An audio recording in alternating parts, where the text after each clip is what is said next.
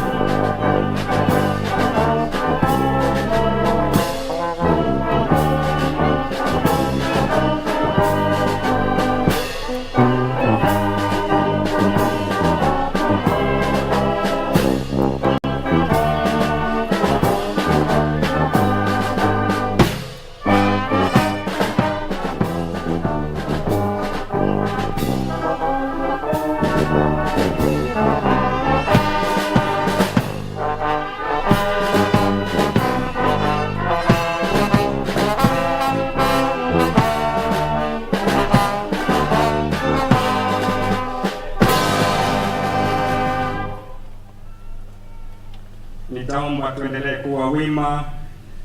Taongozwa kwa maombi mafupi na Shehe Twalib na askofu kutoka jimbo la Kakamega.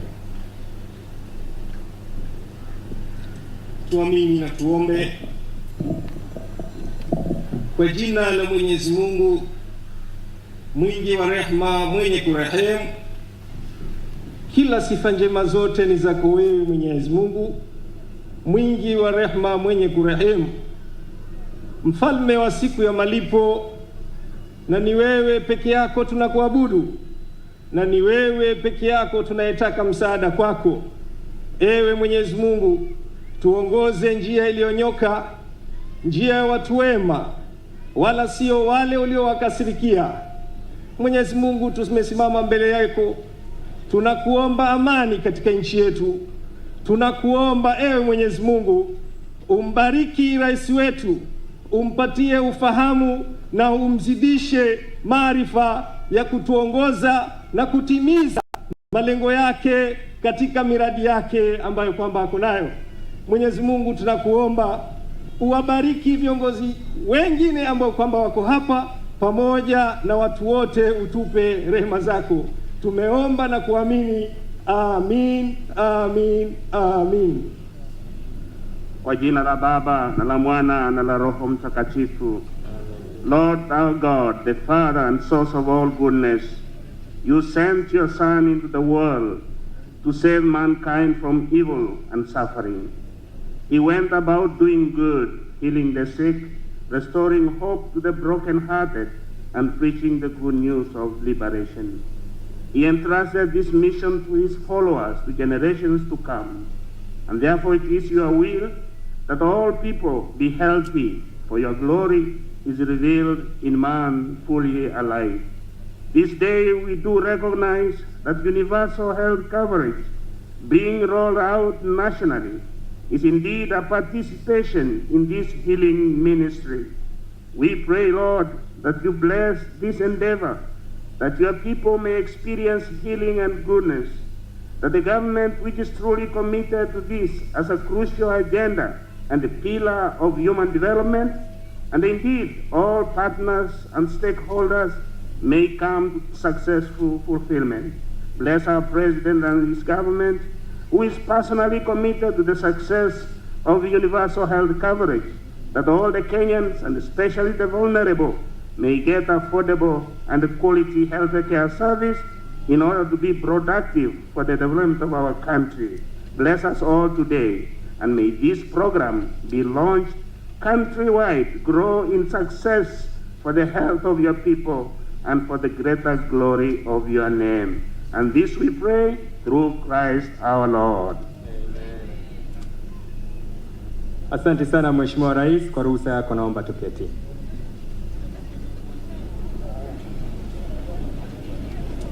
Mheshimiwa Uhuru Kenyatta, Rais wa Jamhuri ya Kenya na Amiri Jeshi Mkuu wa Majeshi ya Ulinzi, viongozi mbalimbali waliotunukiwa nyadhifa za uongozi, nikisha tambua itifaki zote na kuziheshimu, Mheshimiwa Rais, nikubalie nimwalike mwenyekiti wetu Mheshimiwa Nguyai, ili kwa ruhusa yako Mheshimiwa Rais, kwa dakika chache alete viongozi na wananchi ambao watatoa ushahidi wao. Karibu mwenyekiti.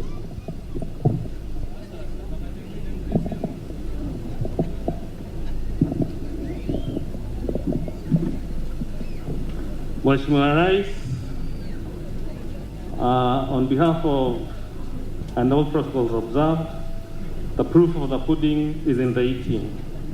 Kwa hivyo tuko na watu wawili, mmoja wa kutoka Malindi County, Ali Bami, ambao ni wa miaka 53, ambao atatoa ushahidi ya vile amehudumiwa na akapata kusaidika na kuwa na health mzuri akihudumiwa na NHIF and UHC. Ali Barmi.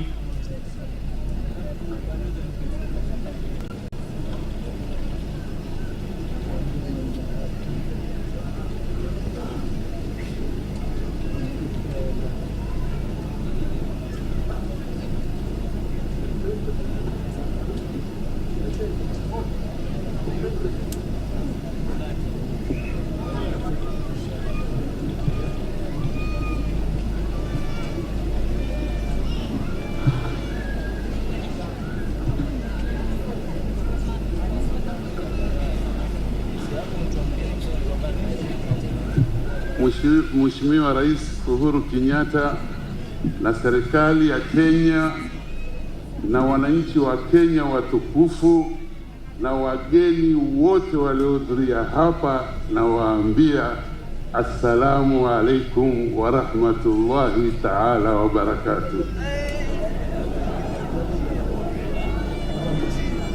Nataka nianze na msemo tu mmoja, methali nafikiri watu wa mwambao wa pwani wanaujua.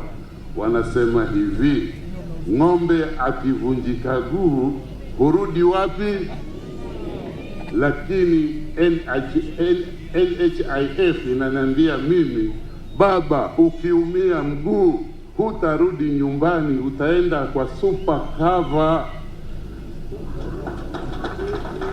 Hivi ndivyo unaniona leo katika huu mkutano. Badala ya kuwa nyumbani, nimeweza kukanyaga hapa. Sikuwa na uwezo kwa sababu nilijisajili kwa super cover kwenye NHIF, nikapata mfadhili akanilipia ya mwaka mzima, na sasa imeweza kuleta natija ya ile surgery ambayo nimefanyiwa ya hip replacement, na ikanilipia 250,000 bila ya kuchangia kitu chochote.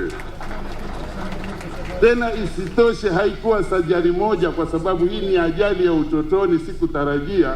Nikakaa mwaka uliofuatia, the next year, kwa vile akaunti yangu iko sawa sawa, ikaweza kunisimamia tena surgery ya right ya hip replacement 350,000 ikalipa bila ya kusita. Na leo ndio nimeweza kukutana na rais wangu Bwana Uhuru Kenyatta, na muombea kila heri na baraka na mafanikio. Asanteni.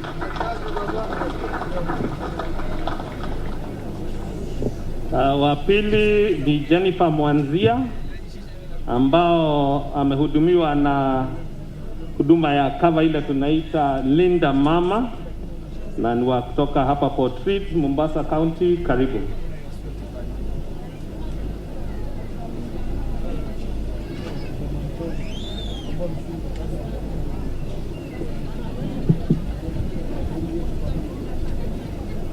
Rais, Mheshimiwa wa Jamhuri ya Kenya na wananchi wote, na wasalimu, hamjambo.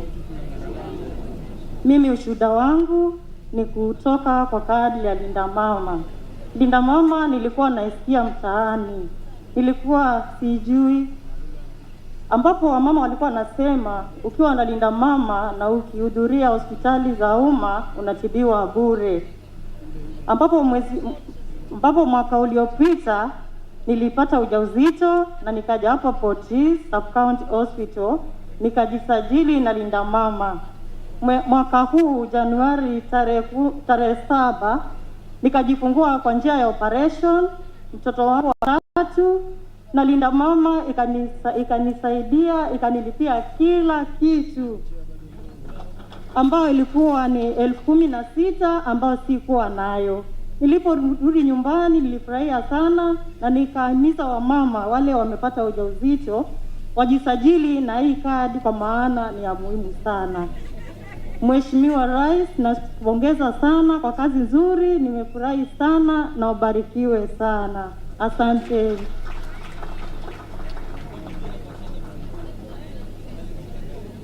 We thank you, Your Excellency. As NHIF, we've received another 4 billion for Linda Mama, and we are sure that every lady in Kenya will benefit. Wa mwisho is Archbishop Martin Kivuva, akizungumzia on behalf of all faith-based organizations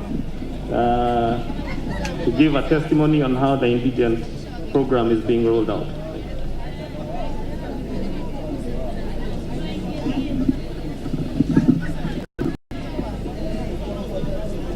Your Excellency, our dear President Uhuru Kenyatta Muigai, I'm here on behalf of 2 groups. First of all, greetings from our faith-based teams that meet many times. We are informed of the Catholics, the Protestants, and also the Muslim community, who run and have about 1,300 facilities that enjoy and have been enjoying NHIF. I wish to commend this initiative. Thank you for hearing our call to extend so that further discussions can be engaged between the two groups to close in those gaps that have been existing. Indeed, in Kenya, this sector has been a good example and a leader of the region. And I'm talking about the universal health coverage in the country. I know the bigger dream is to have everyone covered, and that's our hope. We appreciate the government that recognizes the value and the impact of partnerships. We consider ourselves partners in education, partners in health, and partners in our common people who suffer and are challenged by many things. The government and the faith-based communities work towards alleviating their suffering. Indeed, the constituencies serve a large proportion of Kenyan population, and such partnerships are also commendable. Therefore, Your Excellency, I wish to reassure you that we support UHC agenda and are committed to continue working with the government in provision of high-quality health services in Kenya. By that, we don't say everything is perfect, Your Excellency. In order for us to be able to give optional contribution to this very important initiative that assures no one is left behind, we, the faith-based organizations, are requesting: 1, the all pending claims owed by NHIF dating back to 2017 and 2018 claims that are owed to these faith-based organizations until now, totaling to a huge balance of about $1 billion, be reconciled and paid so that we can continue investing in health care and offering affordable non-profit making essential services that we offer. Number 2, we as faith-based organizations are also making a humble appeal to Your Excellency that for NHIF to contract for services introduced midway during the current NHIF contract period, that is now, thanks be to God, with your intervention, was extended to June 2022 to allow for negotiations of new contracts. And we thank you honestly. I want to say that was a great move. These additional services, we have been heavy investments and demand driven by communities being served. Notable are oncology, theater, imaging, CT scan, and renal dialysis services. These are now available in private, and we want them also to be considered. Some of the faith-based facilities are the only sites which services in the regions where they are located. Therefore, they reach the farthest places we think of. Others were acquired on credit and installments. Interest for such credit is being remitted by lending institutions, while facilities are not utilized to capacity.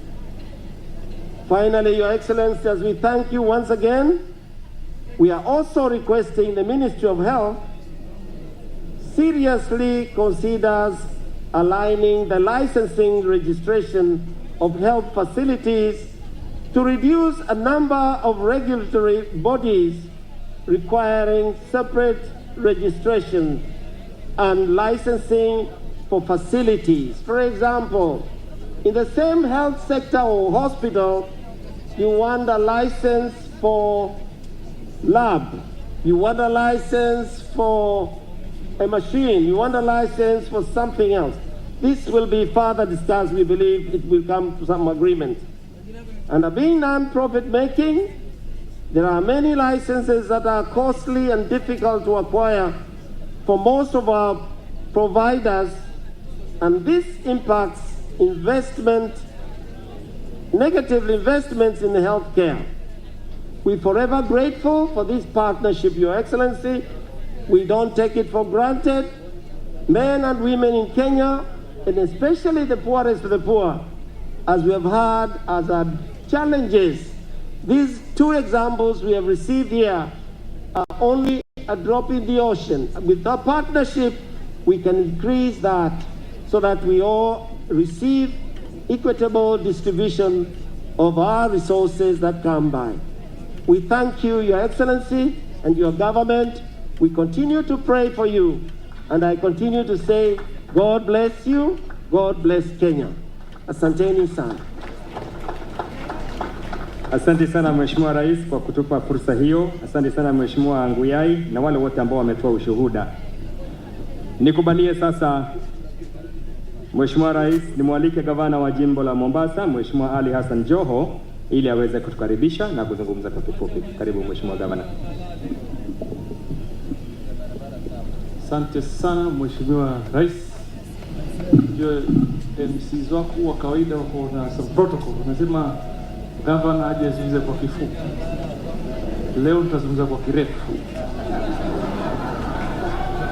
Lakini kabla niseme Your Excellency, with your permission, nataka nialike viongozi kama wawili ama watatu waje waseme machache na wananchi.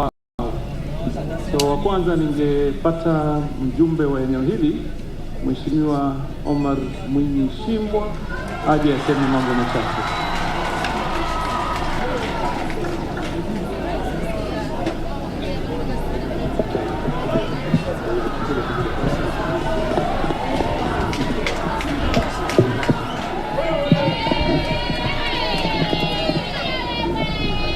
Mheshimiwa Rais, kwanza nachukua fursa hii kukaribisha Changamwe na Potrizi ambapo mimi ndio nimezaliwa. Lakini kabla sijazungumza, niwaite wabunge wenzangu ambao wako hapa waje tu wasalimie. Mheshimiwa Badi, mbunge wa Jomvu, usalimie. Njoo tu wave hapa, njoo tafadhali. Wewe ni mbunge, lazima watu wakuone. Mheshimiwa Abdusamad, njoo pia msimamishi. Hao ni wabunge wenzangu wako hapa.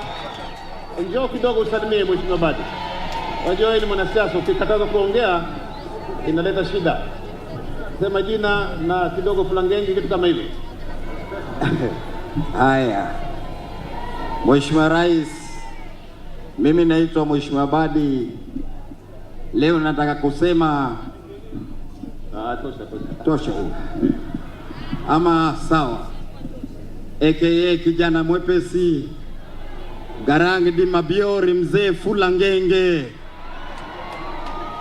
Nataka kukwambia Mheshimiwa Rais, waliosema kwa wewe umesahau Big 4 agenda. Leo mwenye macho aone. Moja, universal health care, na hii leo unaizindua hapa Mombasa. Twakupigia makofi na kongole kwa kufanya hiyo kazi nzuri. Mheshimiwa Rais, jambo jingine ambalo nilikuwa nataka tuseme hapa katika Mombasa, tuna mengi ambayo umeweza kutufanyia. Na hivi leo kitu ambao nataka kusema ni kwa kuwa wale ambao wanakukashifu, basi mwenye macho haambiwi tazama. Hapa umetufanyia mambo haya matibabu, na Mungu atakuona kila mmoja katika mabilioni uliowasaidia. Mungu atakulipa Mheshimiwa Rais katika mambo yako ya baadaye. Kwa hivyo kama mbunge wa Jomvu, nashukuru kwa sababu leo katika kadi hizi unazozitoa, kadi 4,000 zimeenda katika sehemu yangu ambayo ya translate to 20,000 people. Asante Mheshimiwa Rais na Mungu akubariki. Thank you so much. Asante sana Mheshimiwa Badi. Mheshimiwa Mishi. mbunge wa Likoni, jike la Simba hilo. Mheshimiwa Rais Uhuru Muigai Kenyatta, kiongozi ambaye maneno yako ni machache lakini matendo yako ni makubwa na ni mengi. Na asiyekuwa na macho ama aliye na macho haambiwi tazama. Jamani, sisi wengine kina mama tulikuwa tumeenda kudungwa shindano tusizae, lakini tuliposikia Linda Mama Care, yani sasa Mheshimiwa Rais, kura tunaziongeza, tunazaa bila matatizo, kwa sababu tunajua hatulipishwi hata shilingi. Ni kitabu chako, unaenda kununua cha shilingi 5, unaandikishwa Linda Mama, unazaa nywe. Jamani, tufanyiwe nini? Mheshimiwa Rais, katika ajenda yako ulisema utaweka universal health care kupitia Mheshimiwa Ali Hassan Joho. Mimi nimerecruit katika Likoni constituency 3,500 ambao wako under NHIF, na katika NGCDF pia nimerecruit 1,000 people under NHIF. Jamani, chanda chema lazima kivishwe pete. Mgala tumuue, lakini haki yake tumpeni. Na mimi najua Mheshimiwa Rais, katika kipindi cha kwanza kama usingekuwa na vidudu mtu, ungekuwa umetenda maajabu kama yale unayoyatenda sasa. Tuangalieni Nairobi, infrastructure, mabarabara. Nairobi imekuwa kama Dubai in terms of infrastructure. Mombasa County imekuwa kama Dubai. Mimi alhamdulillah, Dongo Kundu bypass kesho kutwa Rais anakuja kunifungulia. Kama sitaki kuvuka feri, naona kucho Nairobi naingia. Kwani iko nini? Alafu tunakaa tunasema ati Uhuru Kenyatta hajafanya. Tulikuwa tunataka Uhuru Kenyatta afanye nini? Kama ni education, amefanya 100% transition. Watoto wetu wameenda shule. Magoa hapa alikwenda mpaka kwenye slums kutoa watoto waende shule, watoto wasome. Basari ziko pale, scholarship ziko pale. Jamani, changamoto hazikosi. Changamoto hazikosi, ni kawaida. Covid ilikuwa na sisi.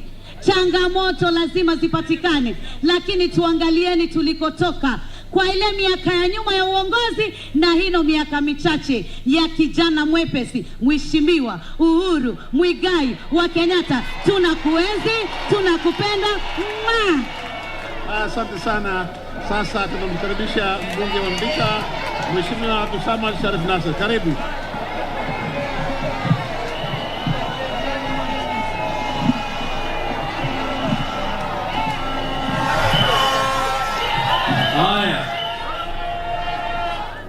Aya, wanachangamwe na Mombasa oye! Hamjambo? Waswahili wanasema mwenye macho haambiwi, ukiona vyaolea. Nataka niwaambie mambo fulani. Binadamu hukumbushana historia si kwa sababu ya jambo jingine. Binadamu hukumbushana historia ili tuweze kujua pale ambapo kwamba tuliteguka, tusiweze tena kukanyaga njia hiyo. Your Excellency, this goes to both of you, the two excellencies who are in front of me. Your Excellency the President and the Governor of Mombasa. Mimi nakumbuka miaka kadhaa yaliyopita katika maeneo haya hapa, there was a scuffle pale ambapo kwamba security yako ilianza kushindana na governor. Nyote mnakumbuka, sio? Sasa mimi nataka kuwauliza leo, kabla hatujaweza kukanyaga hapa, tumetoka sehemu ya Chaani. Your Excellency, nataka kushukuru. Katika sehemu ya Chaani, the President has offered kutujengea theater nyingine kwa sababu ya kuona yale ambayo kwamba yameweza kufanywa na the satellite arm of Coast General Hospital. Mimi nataka niwaulize swali moja. Lao ingelikuwa si ule ambao kwamba unaitwa ni mkono, handshake. Leo wale ambao kwamba wangelikuwa wanaumia ni hawa wananchi walioko hapa. Si mwingine angelikuwa anayeumia ni hawa wananchi hapa. Na mimi nataka kuambia hawa wenzetu walioko katika sehemu nyingine, mkiinuka katika majukwaa pahali pale mshatoka Karen, and I'm not going to be shy of saying it.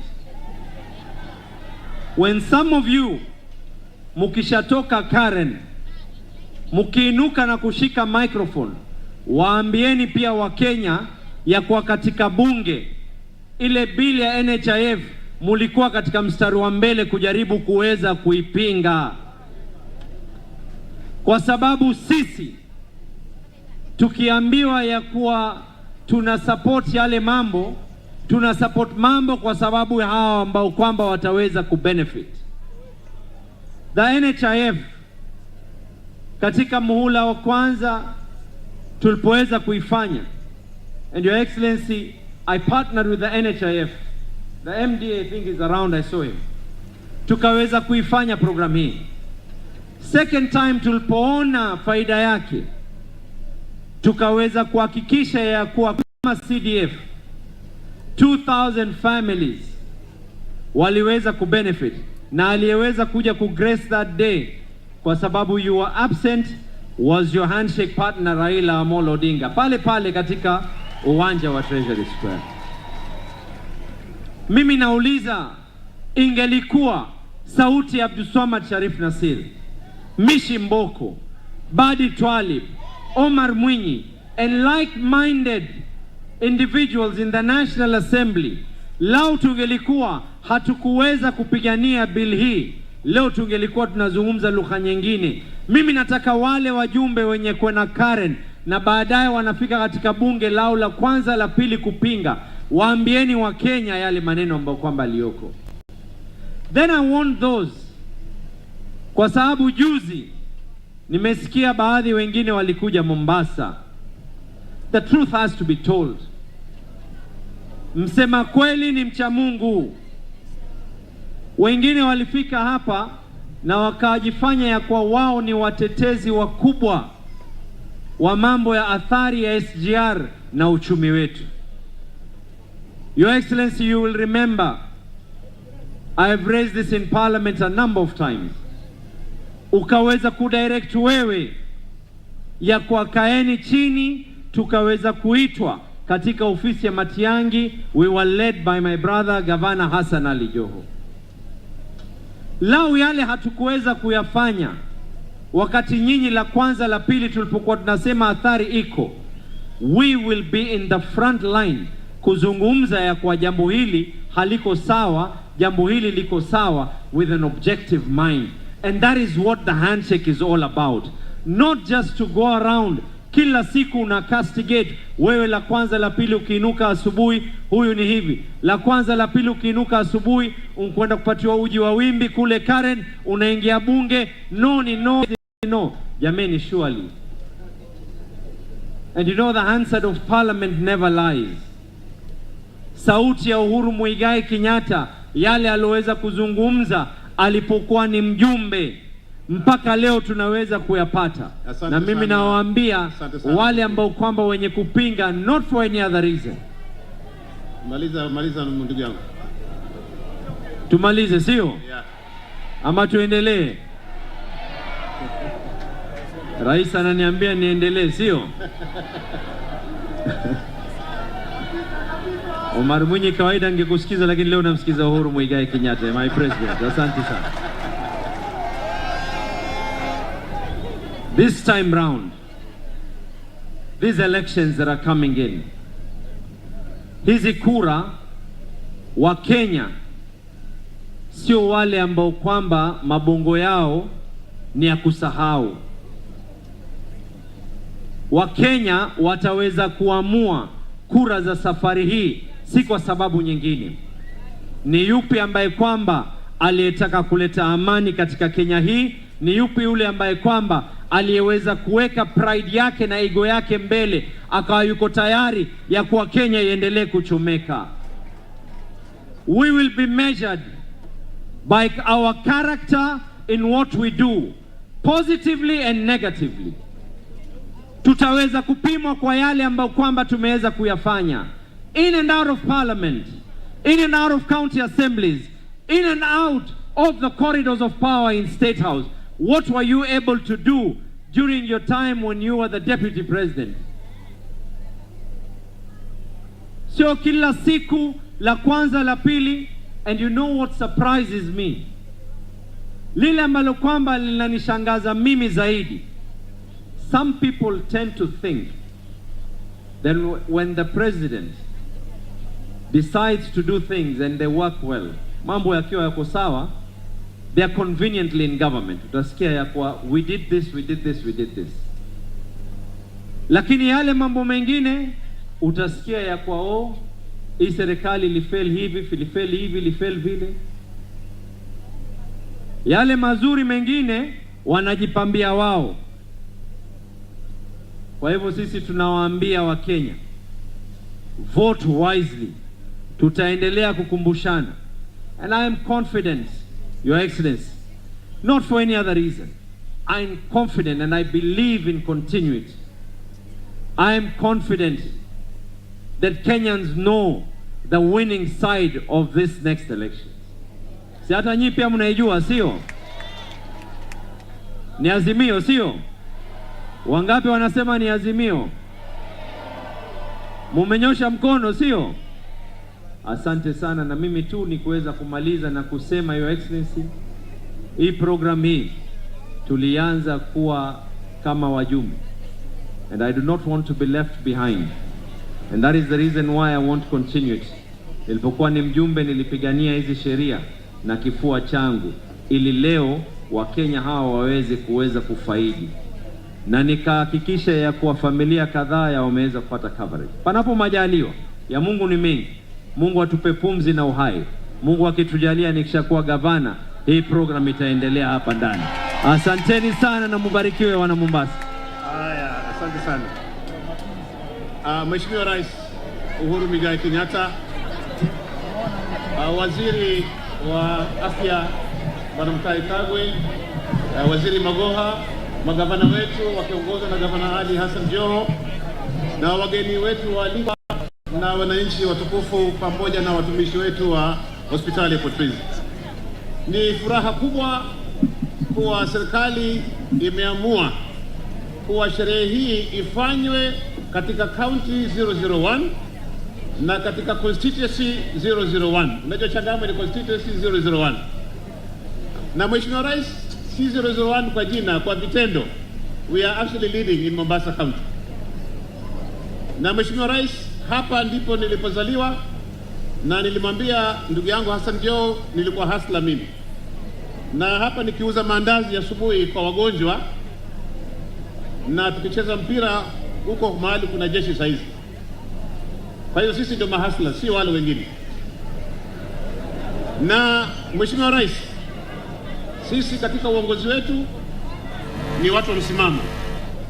Na siku moja nilikwambia State House ukanikasirikia, nakumbuka. Nilikwambia sisi tumpenda Raila Amolo Odinga. Na hao wengine wamekudanganya. Si wakumbuka Mheshimiwa Rais? Ukakasirika, lakini kweli ilikuwa ni huo. Kwa sababu ilikuja kura ya Malindi tukashinda. Hawa sio gavana Joho. Lakini saa hii nashukuru zaidi kuliko watu wote. Mheshimiwa Rais alikuwa anakuja hapa Changamwe kufungua mradi ya hanialiki. Hata ilikuwa serikali haitambui kama kuna mbunge hapa. Lakini sasa through the handshake tunashukuru mambo yanakuwa, ama sio jameni?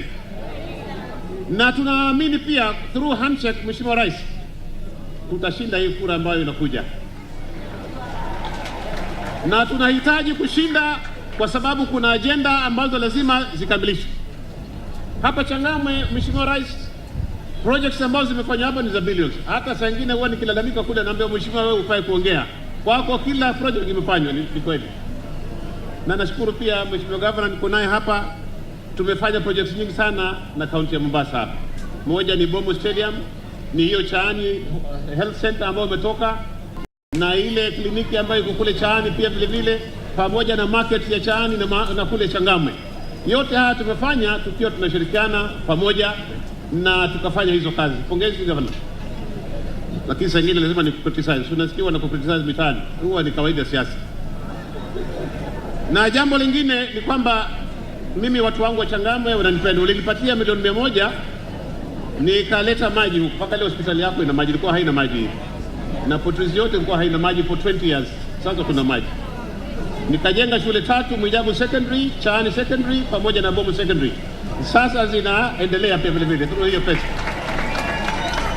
Na through hino NHIF, Mheshimiwa Rais, through CDF tumeweza kuenroll familia 3,000 mpaka sasa.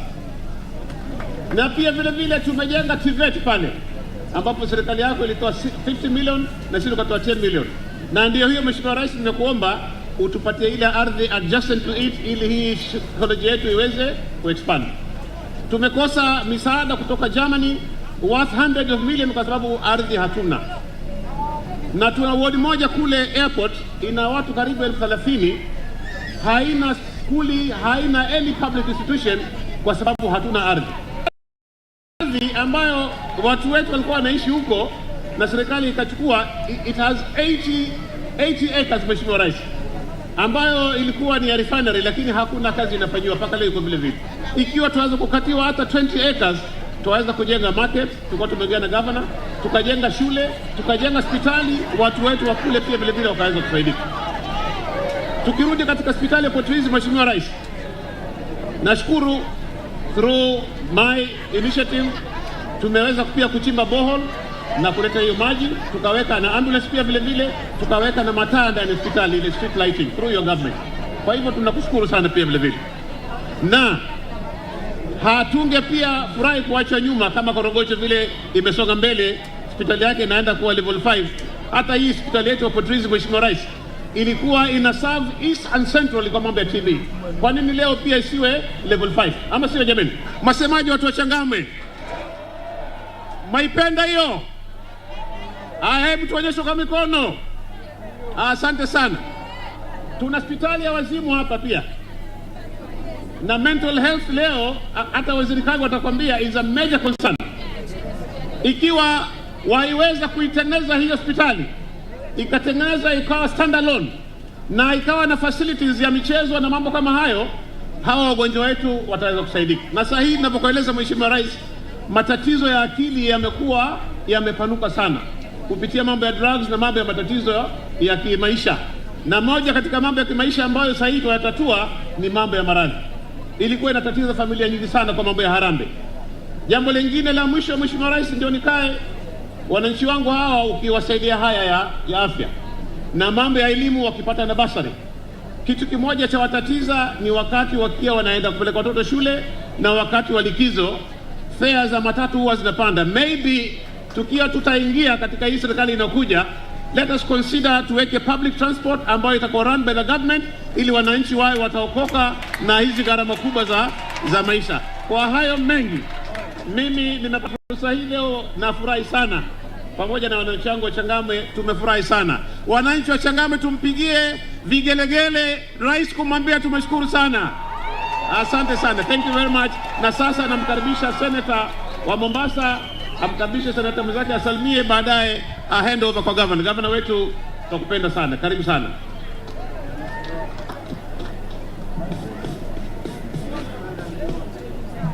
Mheshimiwa Rais, waheshimiwa waziri, magavana walioko hapa, spika wetu wa Senate, wabunge wenzangu, hamjambo? Yangu mimi Mheshimiwa Rais yatakuwa ni machache zaidi kwa sababu mengi yamegusiwa na wenzangu. Mheshimiwa Rais, hii hospitali ya Potrizi na hospitali ya Coast General ni baadhi ya hospitali ambazo zilifaidika pakubwa na mradi wa Medical Equipment Scheme ambao ulikuwa unaongozwa na Wizara ya Afya. Mheshimiwa Spika, hapa Potrizi kuliletwa vifaa kadhaa ambavyo vimesaidia utendakazi wa madaktari na vile vile kuleta huduma muhimu kwa wananchi kuwa karibu na wao. Wewe Mheshimiwa Spika, najua mradi huu unakwenda kwisha, lakini tunaomba kwamba serikali yako izingatie kwa sababu yale mambo mengi ambayo iliweza kufanya na mradi huu. Nimeweza kusafiri mpaka Tana River nilipokuwa na kamati ya COVID Nilisafiri mpaka Kilifi, Kwale, Isiolo, Embu na kwingine kwingi ambako tuliona kwamba vifaa ambavyo vilitumwa na mradi huu vimeweza kusaidia pakubwa kurahisisha utendakazi wa madaktari na kuwapa huduma muhimu wananchi.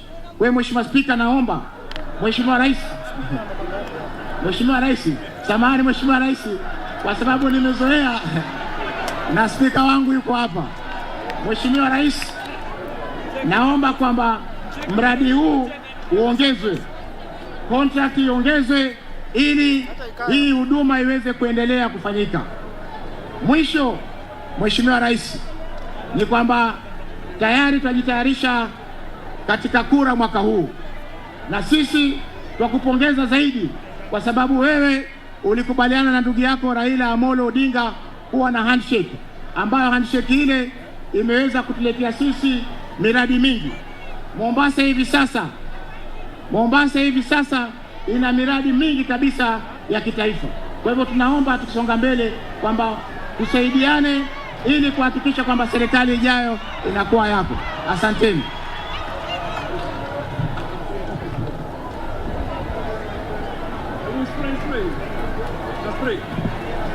Haya, mumesikia viongozi wa Mombasa. Sasa kwa kutambua tu, hapa tuko na Seneta wa Kwale, Mheshimiwa Isa Boy, simama upake mkono. Hapa niko na magavana wawili, niko na magavana watatu. Gavana Fahim Twaha, gavana wa Lamu, gavana magavana wako wengi, njoni mbele muonekane tu. Niko na gavana wa Siaya. My brother is hey, Kingi umeingia saa ngapi wewe? Hebu semeni kidogo tu gavana. Gavana, just for a minute. 1 minute. Hapa. Join mbele. Najua huduma afya ni ya makaunti, mseme kidogo. Watu wa Port-Visa mjambo. Haya. Tutafurahi kwa hapa siku ya leo kuendeleza huu mradi ambao unafunguliwa siku ya leo ya Universal Health Care. Hii ni brainchild ya Rais Uhuru Muigai Kenyatta na sisi tunaunga mkono uongozi wake. Kule Lamu tuna furaha kubwa. Tulipata barabara ya lami mpaka Mokoe, mpaka ndani Peketoni na inaenda mpaka Mkunumbi. Tukufu Rais, we are very thankful for the road, tarmac road to our place. Na tutataka kuhakikishia tuko nyuma yako. Vile ukituambia tuende right, tutaenda right. Ukiambia left, tutaenda left. Kwa hiyo machache nasema asante sana. Thank you. Haya. Governor Siaya, Rasang, Colonel Rasang. Tusalimiane kwa hewa. Asanteni sana mtukufu Rais. Siaya nasema ni azimio, hakuna kitu ingine. Sawa sawa. Na naye nimeona hapa pia ni azimio. NHIF pia ni azimio. Ama namna gani? Asanteni sana. Governor Godana, Tana River. Wananchi wa Mombasa, Changamwe ya mjambo. Mheshimiwa Rais, sisi mbali na hayo yote yamesemwa, mimi nataka niongeze tu ya kwamba tunakushukuru zaidi sana. Hata unajua ya kwamba tumezungumza na waziri wako na tukakubaliana ya kwamba kuendeleza mpango huu kuna hospitali mbili zile za level 3 ambazo zitajengwa kule Tana kwa sababu ya kupanua hii mipango yote. Tunaendelea kujadiliana na rafiki yangu hapa ndugu Jeho kuhusu mambo ya kuunganisha kwa njia ya teknolojia, mambo ya telemedicine na mambo mengine ambayo tulishayazungumza pia na waziri wako. Tunakushukuru pia kwa sababu ya ile barabara, ile alternative to lapses. Saa hizi sasa mambo ina flow. Mheshimiwa Rais, lakini tuna kawivu kidogo sisi kule Tana. Kawivu ketu tukikaa hapa na watu wa Mombasa, watu wa Kilifi na Lamu, basi hutuambia mambo mengi ambayo yamefanyika. Lakini sisi kule kwetu kidogo kuna mambo ni mahafifu kidogo mambo yanayofanyika kule. tukakuomba Mheshimiwa Rais, ile barabara tuende moja kwa moja Nairobi.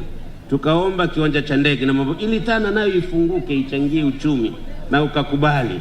Sasa Mheshimiwa Rais, najua ya kwamba wewe ndio kinara mkubwa wa Azimio. Mimi Godana unanijua sana. Mimi ni Azimio zaidi kuliko karibu watu wote. Basi Mheshimiwa Rais, kwa azima hiyo na mimi nitabarukie kule mambo ili Tana ifunguke. Asanteni sana, Mungu awabariki. Haya, kakangu, rafiki yangu wa karibu, mwandani wangu huyu Governor 003. Na ajabu leo rais yuko hapa, ngeuliza vile mambo kupenda kula ngumu. Ni vile tu president yuko hapa, tabidi avumilie tu. Asante Governor Joho. Mombasa mambo. Rais, sisi wa Afrika tuna desturi moja kwamba hatufanye mambo mazuri aina gani wakati bado unapumua, hakuna mtu atakusifu. Hata wale ambao unawatendea wema ndio wa kwanza kukupiga. Lakini siku ile ambao tutakuja kwako kukuzika, hata ule adui mkubwa wako atakulimbikiza na sifa nyingi sana za yale ambao umefanya. Sisi hatutaki kuwa kama wale wengine. Kiwa ni sifa tutakupatia sasa, na kikiwa na mapungufu pia tutakwambia sasa. Manake sote tunajua ni binadamu na binadamu si kamili. Mengi yamezungumzwa kuhusu mambo ya UHC. Rais, kati ya ajenda zako 4, ikiwa kuna ajenda ambayo ilimgusa Mkenya wa kawaida, yule wa chini kabisa, si ajenda nyingine, ni ajenda hii ya UHC. Hakuna serikali ambao itaendesha nchi ikiwa watu wake ni wagonjwa na hana kwa kwenda. Kwa hivyo mwanzo ni uzima, mengine baadaye. Na hapo mambo ya UHC umegonga ndipo.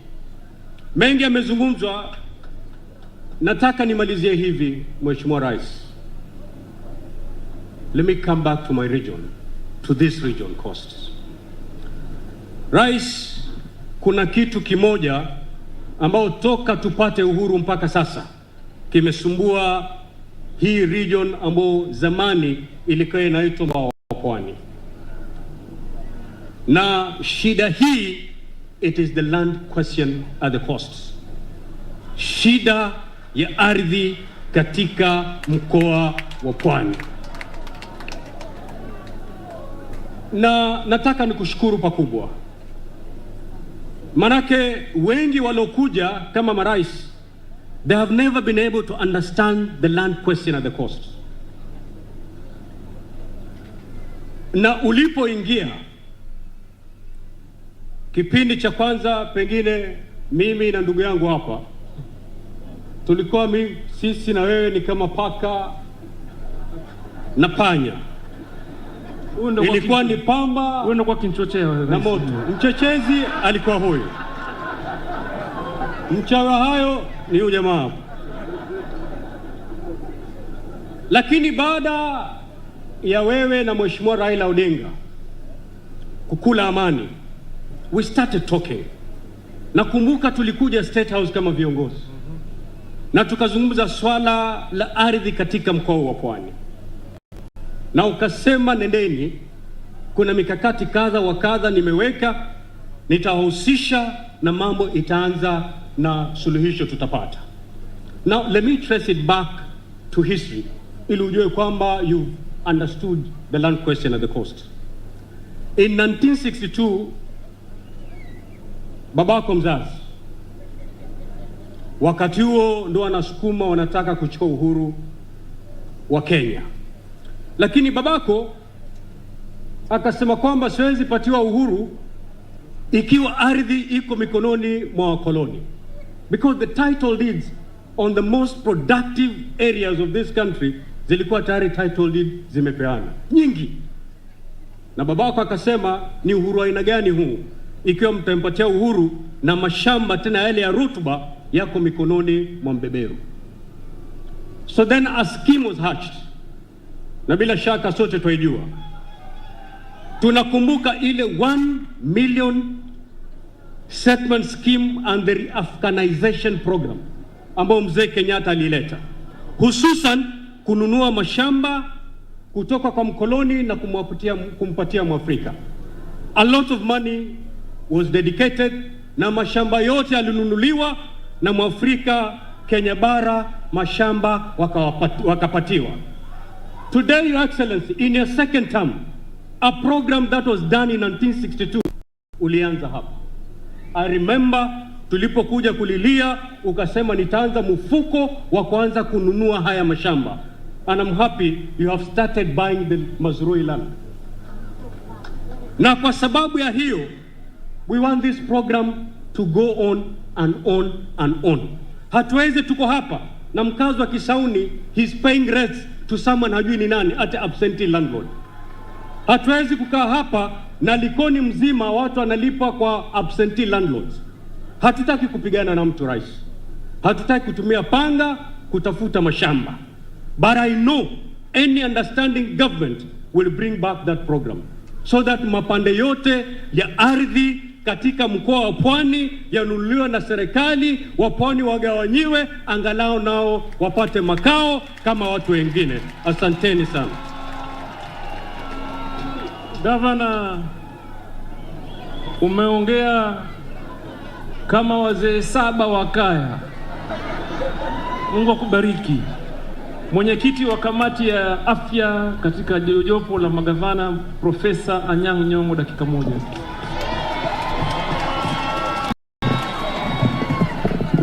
Asante sana Gavana Joho. 001 Gavana ya Mombasa. Asante sana Rais wa Kenya Mheshimiwa Uhuru Muigai Kenyatta na waziri wake Bwana Mutahi Kagwe na wale wote ambao wanafanya kazi katika Wizara ya Afya. Mimi nimefika hapa leo na salamu chungu nzima kutoka Kisumu. Sawa sawa? Mmepokea? Na hata sisi watu wa Kisumu tunaona ya kwamba Gavana Joho na serikali yake anafanya kazi nzuri sana hapa Mombasa.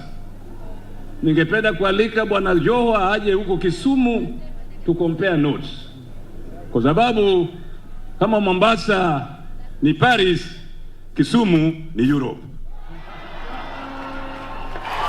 Na sisi tuko tayari kujenga Kenya, na tunataka kujenga Kenya, kuendelea kujenga Kenya na azimio la umoja.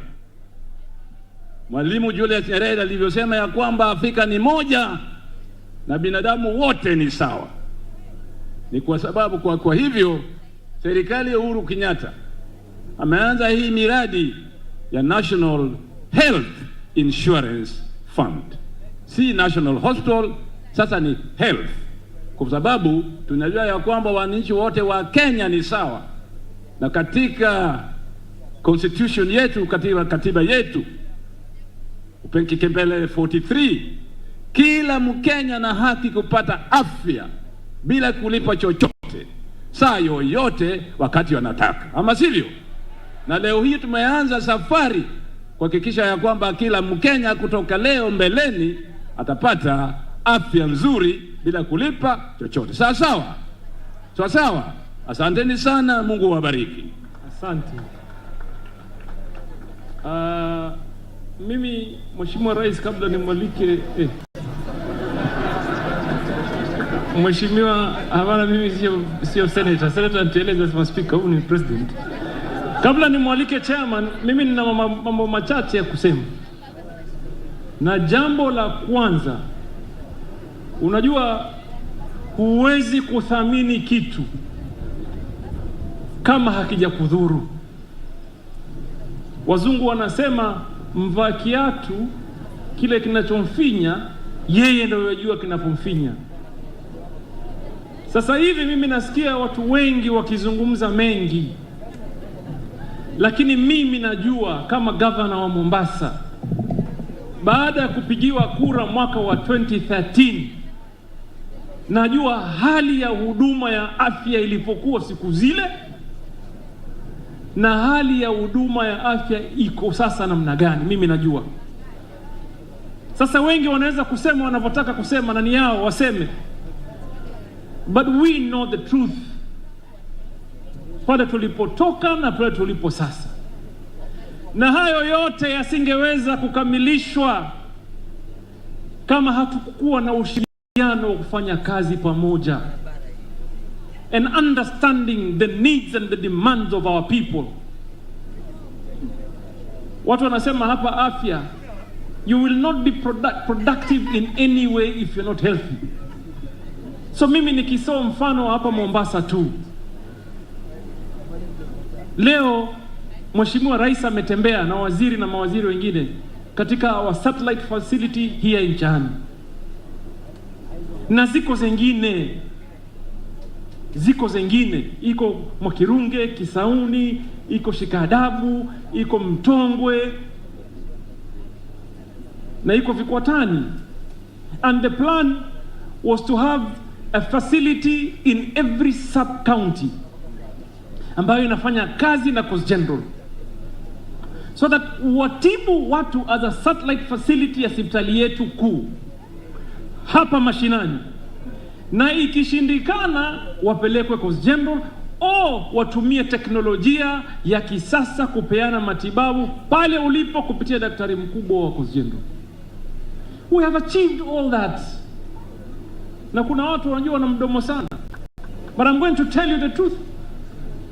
Here in Coast General,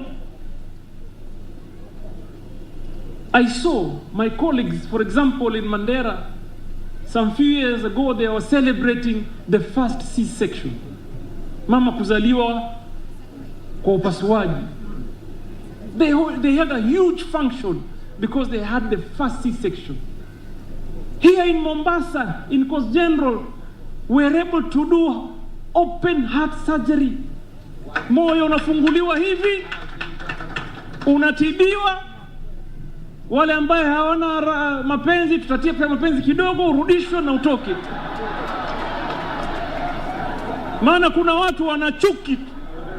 Akiamka chuki, akilala chuki, akikesha chuki, akishinda chuki. Hao tutawapeleka pale Coast General, tufungue moyo, tuutie mapenzi, tuwarudishe majumbani. Hapa kwetu tumeona madaktari wadogo, young doctors becoming specialists, being trained to be, consultants and look after serious diseases hapa kwetu. Ugonjwa wa saratani, we can tibu here at Coast General. Hapo. Na kesho tutakuwa na president na waziri kufungua kituo kipya cha radiotherapy hapa Coast General. Hapo juzi nimeenda mimi Coast General, nimeona referral. I saw some Indian doctor that I normally see at Aga Khan. Nikauliza Iqbal Kandwala, my CEO is right there, busimama Iqbal wakuone. I saw a doctor there who works for Aga Khan, waziri.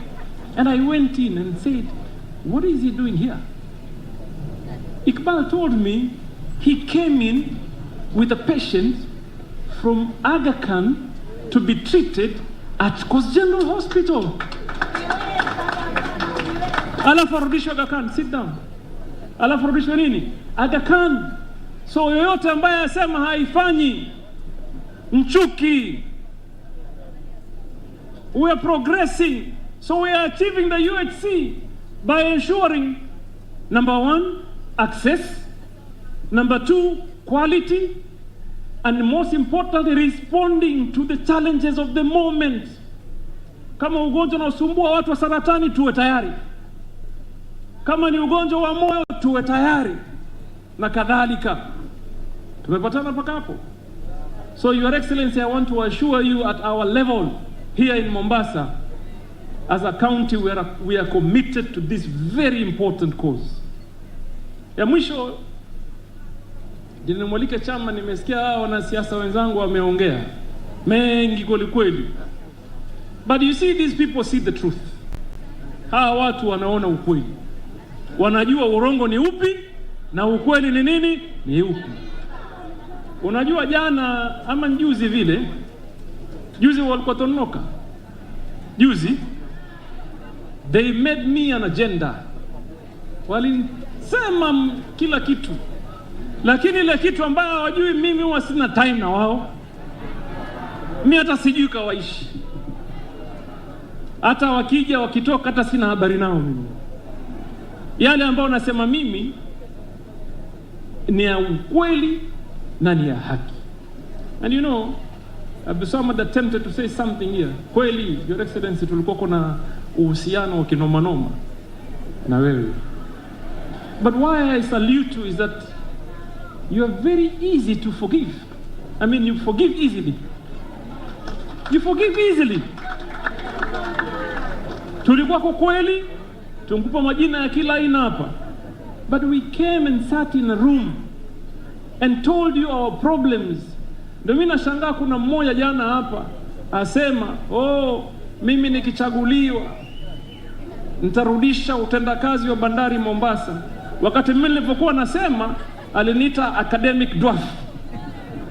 Ati mimi sijui mambo ya bandari. Nikamwambia wacha wewe, mimi naweza kukufundisha wewe na familia yako mambo ya bandari. Because we are neighbors, we live side by side with the port. And I want hawa waheshimiwa hapa, Omar Mwinyi, Badi, and everybody to bear me witness. We came to you, Your Excellency, here in State House in Mombasa. Tukakueleza challenges zetu zote, na moja was that conversation on how the port operates. Ukatutuma tukae na Matiangi, Masharia, and I think at that time the finance minister, hata wengine wao walikuwa kule, walikuwa pale jana. And we agreed. Sisi tulikuja na msimamo mkali, tukisema hatutaki SGR. Na watu wako wakaja na msimamo mkali, wakasema wanataka SGR. Tuka negotiate. Mwisho tukakubaliana sawa, SGR ifanye na malori yafanye. And that is the position until today. So somebody who thinks they can play with the emotions of the people, kuja kuwatia hisia ambayo iko, msifikirie kama sisi ni mafala, my friend. Hatubebwi ufala. Hatubebwi nini? Hawajasikia. Hatubebwi ufala. Kama kuna kitu tutazungumza na tutakubaliana. Maana mimi nataka nimalize hapa, nataka Your Excellency, I'm glad and I'm happy namaliza serikali hii ya Mombasa. Najitayarisha kuingia serikali ya kitaifa sasa. Mimi najipanga. Na hiyo serikali ambayo itaundwa ya Azimio, niko kati yake mimi. Mujue watu wa Mombasa, you shall be represented kati ya chama cha Azimio katika serikali ya kitaifa. Tumekubaliana? Tunakubaliana. Na mimi nikiwa hapa, nilipokuwa njiani nilipigiwa simu na mdosi wangu. Nikamwambia mdosi, I'll call you back sir. I'm with the bigger boss today. Akaniuliza unaenda wapi? Nikamwambia tunaenda huko White Sands, alafu tunaenda Potrizi, alafu tunarudi hapa Chaani, alafu njaribu kumbox mdosi katika project zingine. Kaniambia ukifika Chaani, Zalimia watu wachangamwe. Sasa wangapi wenu mpokea salamu za Raila Amolo Odinga? Nionyesheni kwa mkono namna hii. Baba. Your Excellency, I want to tell you, hapa sisi ni ngome ya Azimio. Hapa ni ngome ya nini? Hajasikia mdosi, ni ngome ya nini? Waende, warudi, waje, wasije, wakubali, wakatae. Hapa ni ngome ya nani? Enweni mkono mpaka watu wasikie. Allow me, Your Excellency, to invite my brother, the chairman of Majipula Mambogwana, Mheshimiwa Wambora.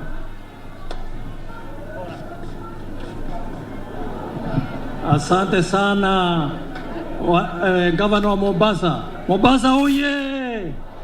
Oye tena! Mimi napenda nyinyi sana. Napenda Mombasa sana sana. Na sababu hii nilianza Mombasa kama district officer DO.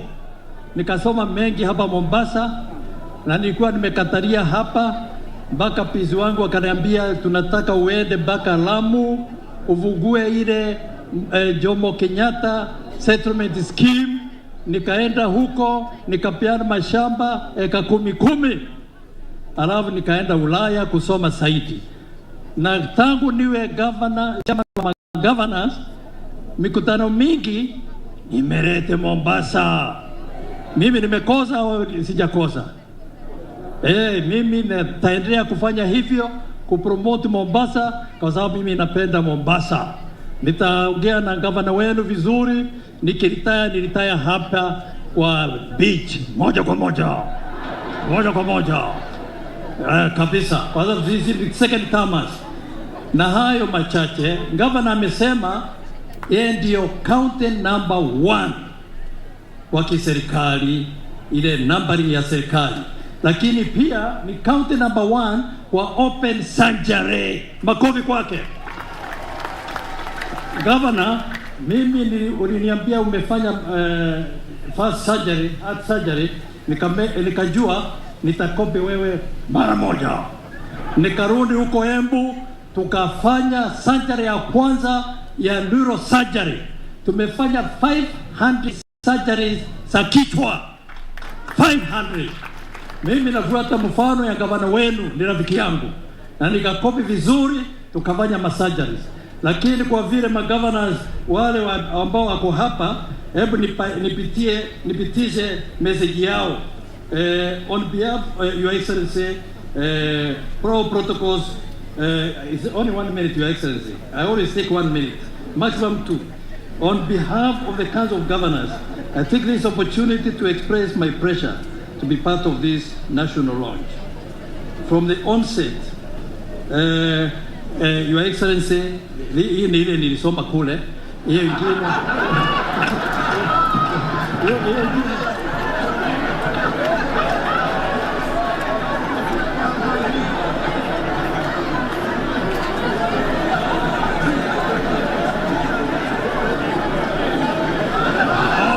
sawa. Hiyo ingine nilisahau kwa gari ya Minister for Health, lakini ni sawa. Nilikuwa nataka kusema ya kwamba sisi tumeshukuru rais wetu kwa vile amekuja hapa, ametulete hapa kuhakikisha launching ya universal health coverage. Na kwa vile tumesema tutaenda moja kwa moja, tutahakikisha kaunti zile zingine zote zile 46 kama Mombasa tutaiga mwitindo ya president, tutaendelea ndivyo tufungue universal health coverage mara moja. Kwa hayo machache, asanteni sana.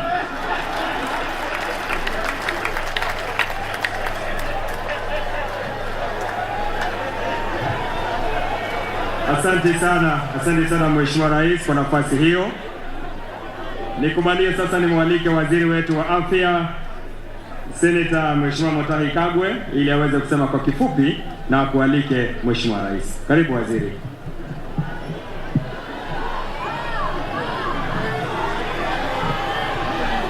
Hamjambo.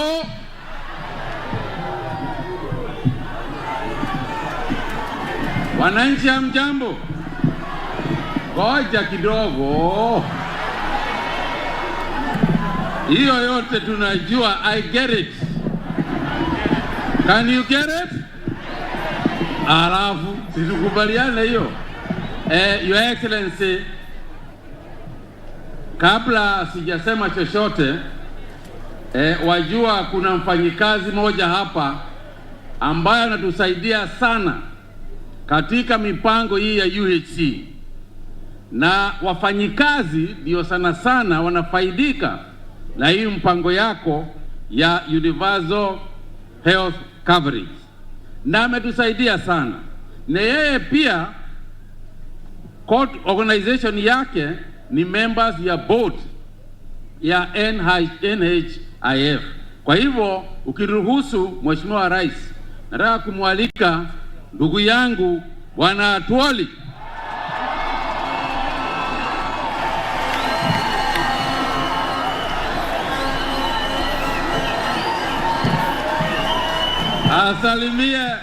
asalimie wananchi, lakini sana sana awaeleze mambo ya UHC.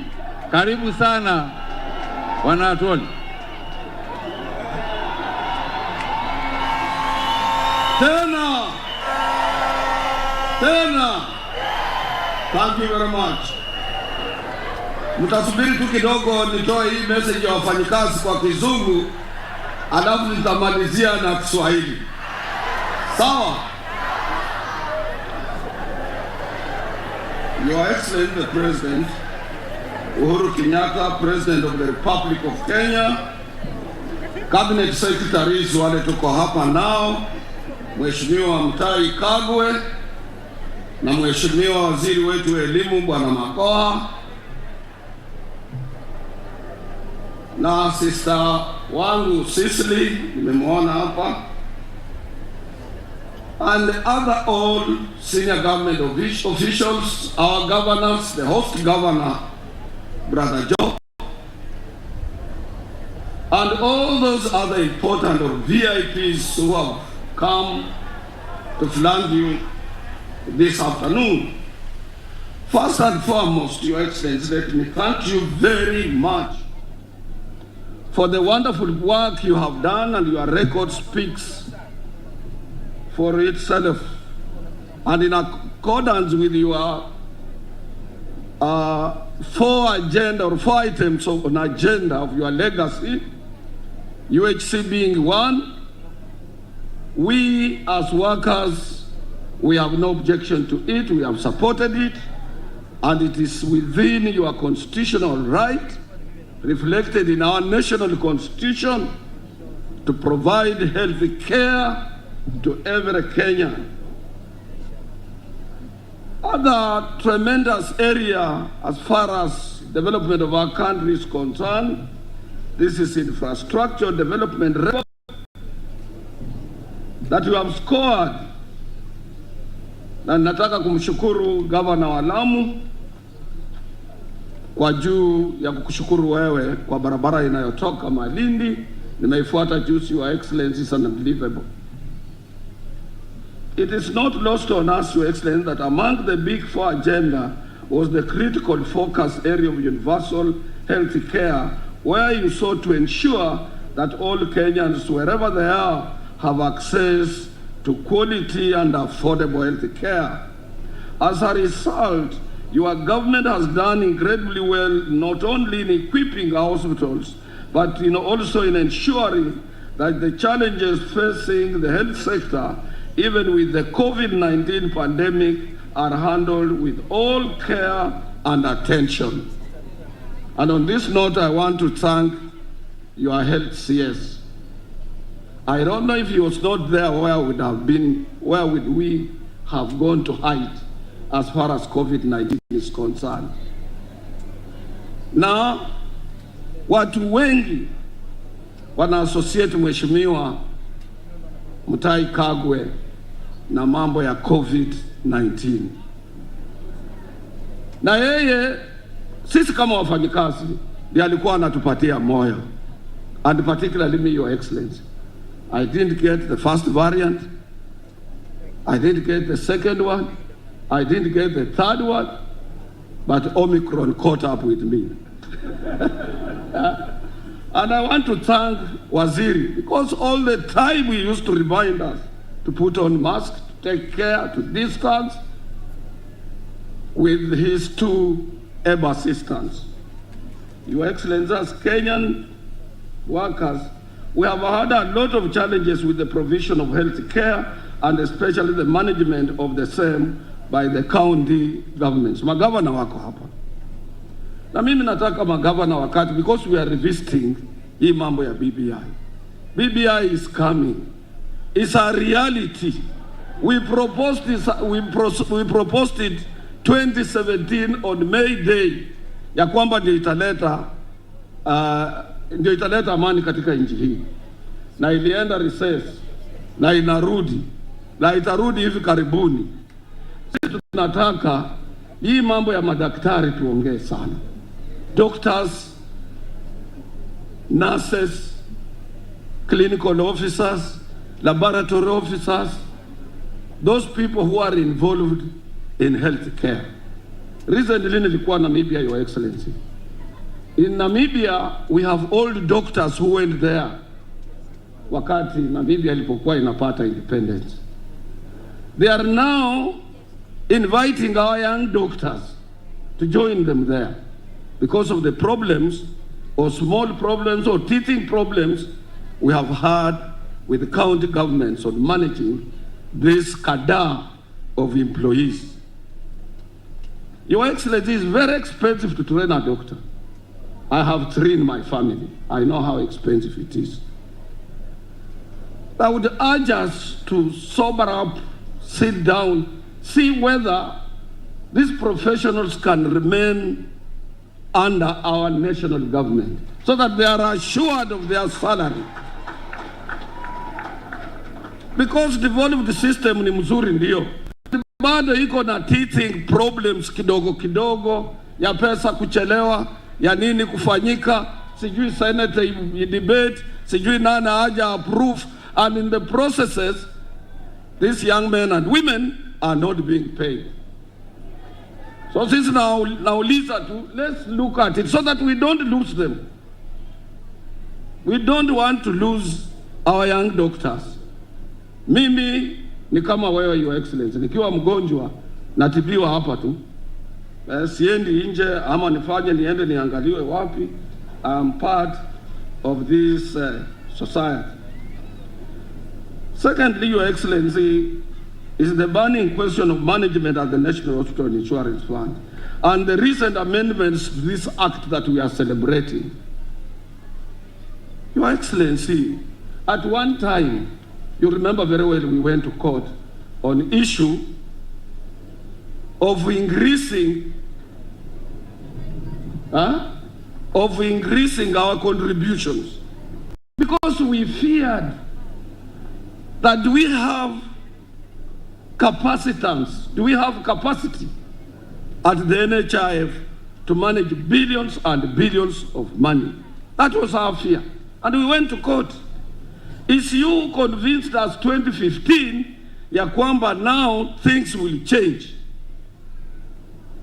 I remember very well, and management of NHIF, if you are here.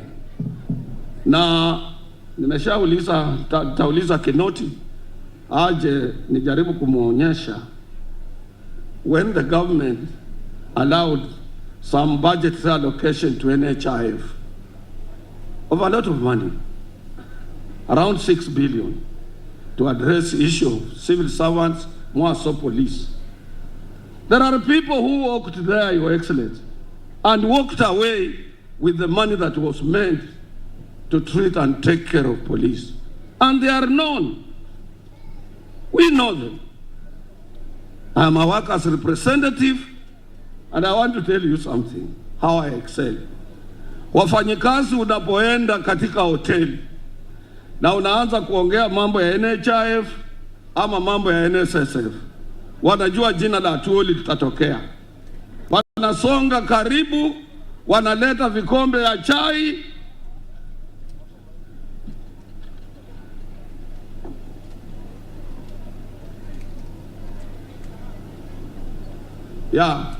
Naambiwa ya kwamba muda wa rais anaenda pale pengine, lakini nataka kuambia rais na nataka kuwajulisha nyinyi, ukiangalia hii official program, my name is not there. I am a social partner to NHIF. I am a social partner. And the big chunk of the money comes from workers. Assured monthly contributions. And there is a school of thought somewhere in the government that workers must be alienated from NHIF and NSSF. My friend, nataka mjue, the powers of workers. I come from a pressure group.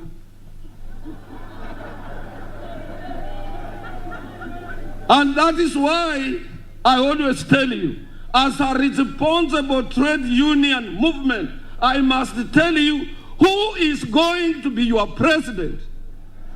Yes. Na siogopi.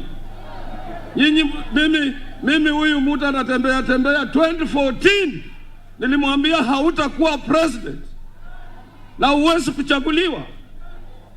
Na wengi wenu mlikuwa bado mnaenda kwa ofisi yake usubuhi. I can't do that.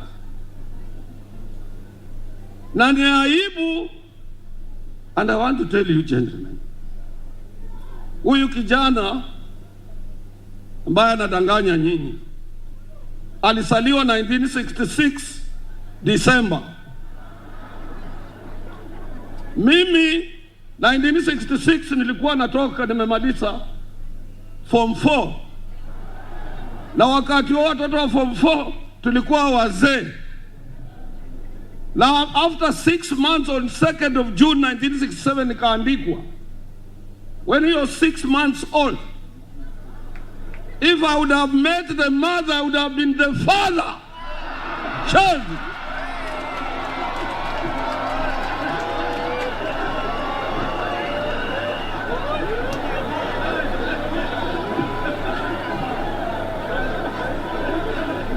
So siwezi kutoka pahali niko, nasema mimi naetoa kofia kwa kichwa, naweka makono nyuma, naenda kumwambia mimi naomba ama wewe nataka unisaidie. Can't do that. And I'm the only person in the Republic of Kenya. We are 3. Sisi ni watatu. Si nyinyi wenyewe ndio mliuliza nije niongee. Nchi hii number 1 ni huyu His Excellency the President Uhuru Muigai Kenyatta. Number 2 ni nani? Number 3 tosha. Wengine wote ni nini? Punda. So mimi nataka kumalizia hapo, but what I want to say and I want to repeat, currently Your Excellency, we nominated our nominee on NSSF board. Somebody in your office has refused to gazette this person. This is unfair to workers. Here, they amended this act. When they amended this act, our social partner, FK, nominates without any other condition. Coming to workers, they are saying, Waziri must nominate for us somebody to sit in that board. Now, we might not have a good ministers Kagwe Mutai. Kama ni waziri fisi, na ana nominate representative wa workers. The way wale walienda na more than 500 million and billion out of 6 billion, walisema Kotu's representative, wewe tutakufanya governor katika Homa Bay. Kaenda kando, my representative. Wakasema wakaambia ile kijana alikuwa CEO ambaye daktari amechukua pali yake, we are going to make you governor of Nakuru. Akafungua hivi, pesa zikaenda. We are your watchdog. Nimetoka NSSF in September on the board. Niliingia ikiwa na portfolio of 20 billion. Saa hii nimewacha ikiwa na 120 billion workers money. You retire today, you get your money today. And we want NHIF to be like that. So we will revisit that particular area of that act. The labor movement in this country is not a department of any government ministry. We are part of free and independent labor movement. Sasa wacha nimalizia hapo, mheshimiwa, I want to get you tired. Mimi nataka kuambia nyinyi, mtu akiwa na kalamu andike chini. Na mtu asidoubt, Your Excellency, 2017, we had not talked to you. I don't talk to you. I don't come at your place. Mimi nilikula kwa nyumba yenu, kwa nyumba ya baba yako akiwa mzima. When I asked you to write a forward on my book, you didn't ask me. But you gave the true picture as per how you know me. I don't need to come to State House. I don't come to see you. But I said, that was on May 1st, we must amend and revisit this constitution.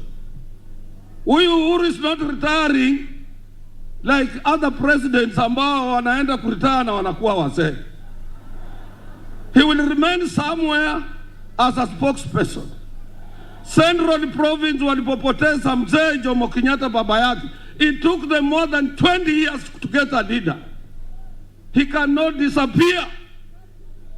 Yeye akiwa na ndugu yake Raila Amolo Odinga, mpaka wafikisha azimio tarehe 9 wahakikishe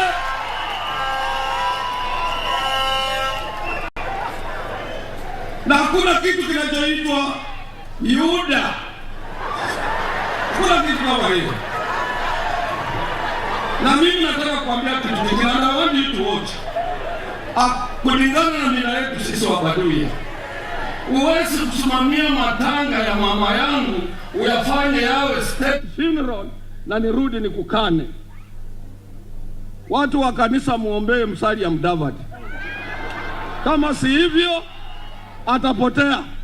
Uhuru will see him going down, but he will not see Uhuru going down, because he would have gone down na mama yake ndiye ataita yeye huko kwa kaburi.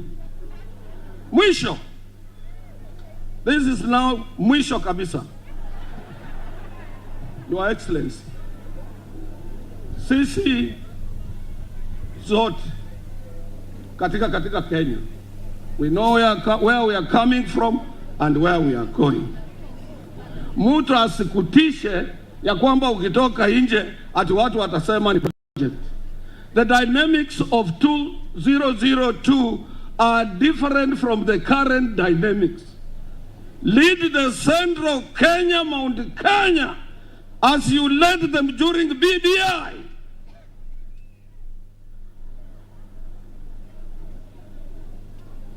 Kabisa mmesikia hiyo.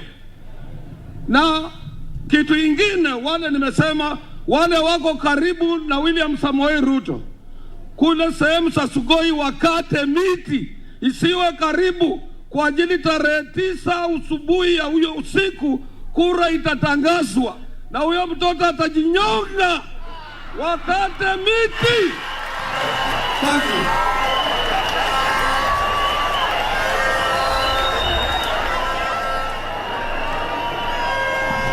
Haya.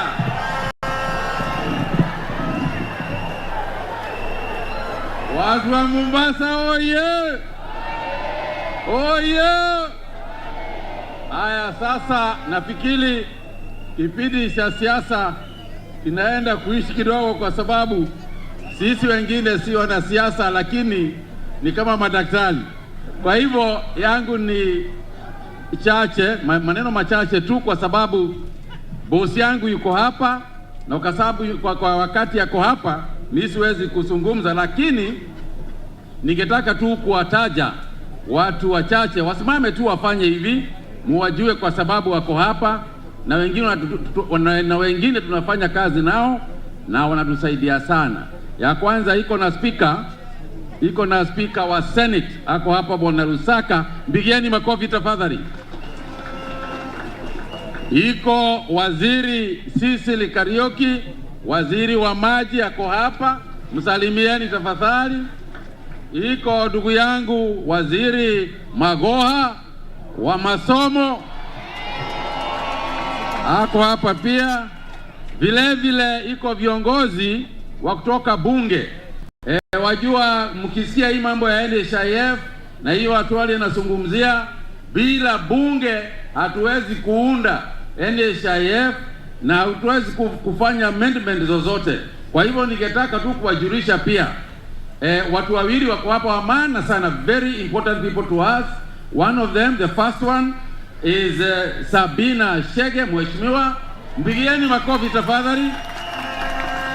Huyo ndio chairman wa kamati ya afya ya bunge. Alafu iko na Bito, Daktari Bito wako hapa pia. Bito ndio chairman wa kamati ya Senate ya afya. Kwa hivyo hao watu ndio wanatusaidia, hata kama ni mambo ya budget, hata kama ni mambo gani, ndio hawa tuko mkononi wa hao watu.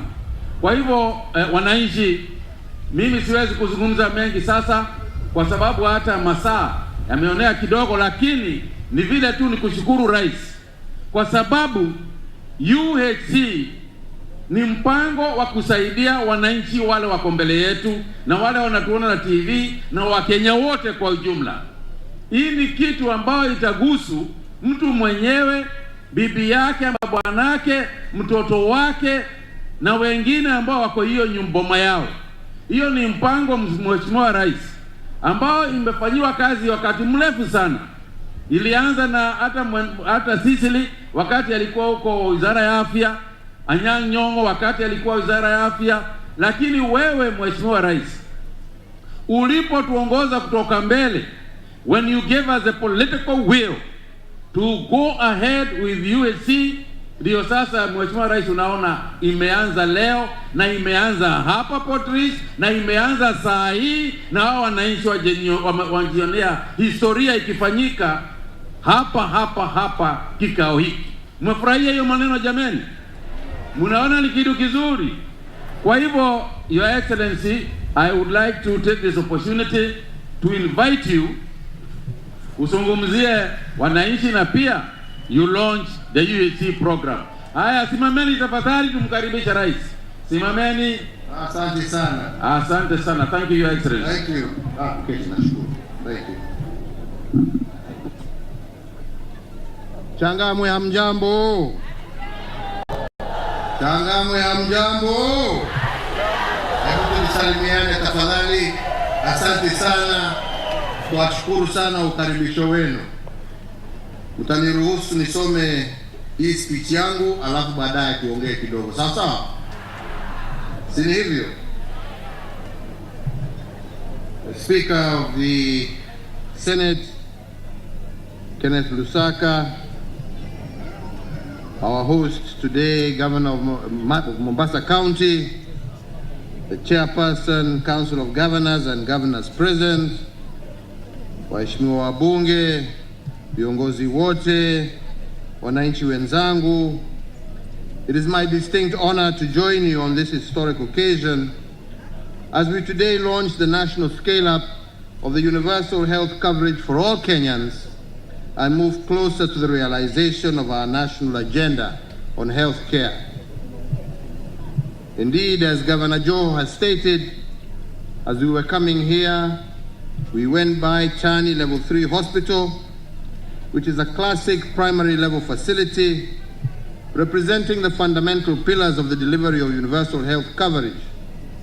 Indeed, primary level health facilities, including the Level 2, offer the first point of call to mwananchi, and therefore for us as a nation to achieve our goal of universal health coverage, the guarantor is a robust primary healthcare system, and I congratulate you, Governor, for the work that you have done there.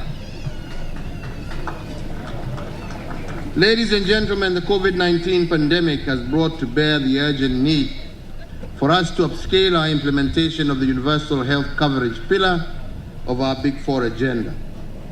Under this pillar, we seek to eradicate the poverty of dignity and to transition our nation into an era where no Kenyan should be forced to choose between medical bills and other essential needs.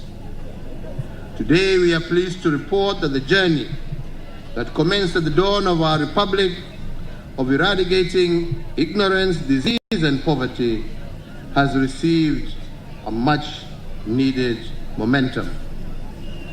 Our journey towards universal health coverage commenced in 2013 with the launch of the free maternity program, Linda Mama, which we have heard testimony about, which today currently benefits over 1 million mothers every year.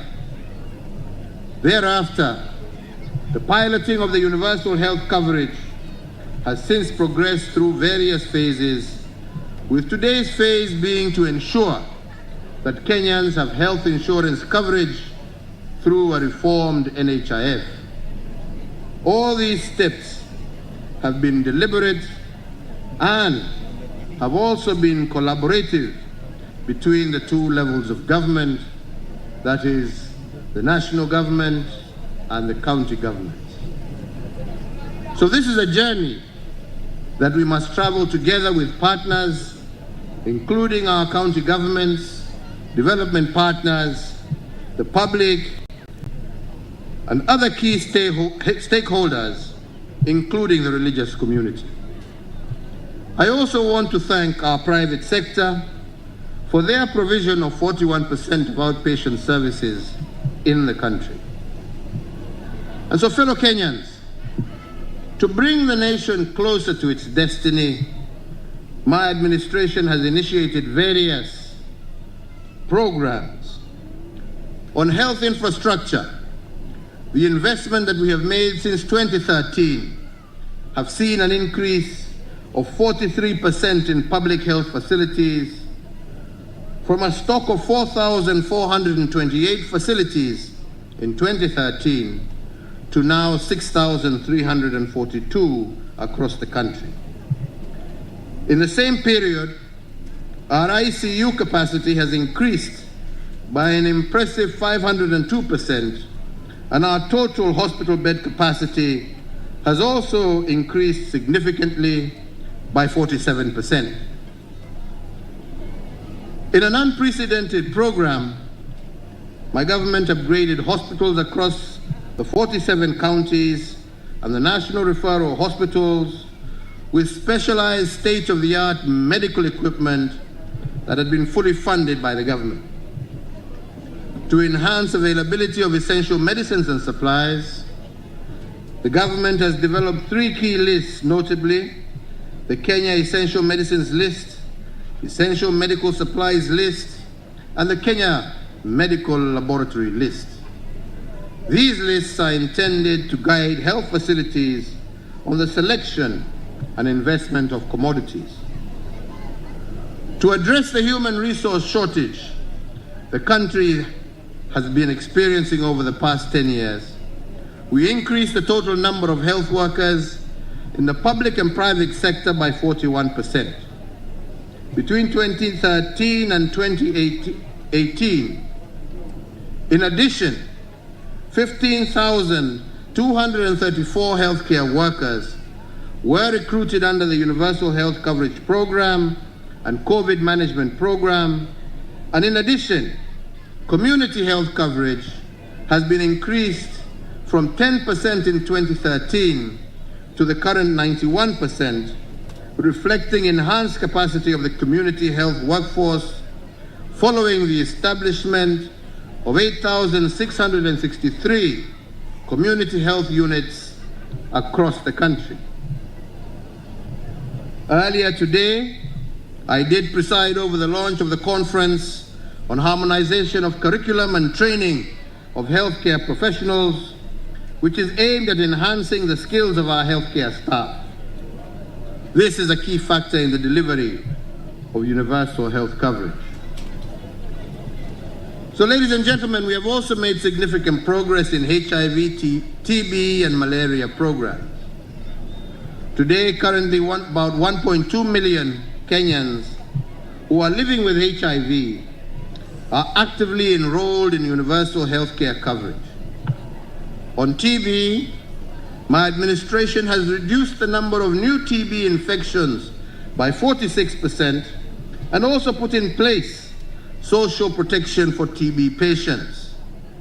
In the case of malaria, the proportion of outpatient visits attributed to malaria has dropped from 30% in 2009-10 to 18% currently.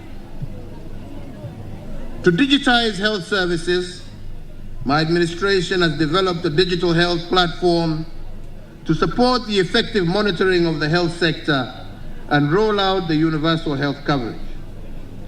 In a holistic whole government approach, the enabler ministries have also been engaged to ensure that other key services are available in our health facilities. These include the ministries of water, energy, ICT, and infrastructure. On COVID-19, today we can say that as Kenyans, we are continuing to ease out from the fourth wave, and also pleased to report the very encouraging progress that we have made in the vaccination task. As of today, a total number of 12,390,116 doses have been administered, and we are well on our way to the target that we have set for ourselves of 27 million fully vaccinated Kenyans before the end of this year. So, ladies and gentlemen, on this note, as a government, we will not tire to continue to urge all Kenyans to be vaccinated and to continue to observe the Ministry of Health guidelines. Adherence to the health protocols is what has enabled us to ease the challenge of COVID-19. As envisioned under the Vision 2030 on the 21st of January 2022, I did establish the Kenya National Public Health Institute to lead and coordinate public health functions across sectors. This will enhance efficiency and promote evidence-based decisions on health matters. In view of these, there is need to ensure that the strategic direction of universal health coverage in Kenya is clear. And in this regard, my administration has developed the Universal Healthcare Coverage Policy covering the period 2020 to 2030 to guide the acceleration of the progress in attaining universal health coverage. I am also pleased with the development of the Kenya Health Financing Strategy, which proposes practical solutions to addressing financing challenges.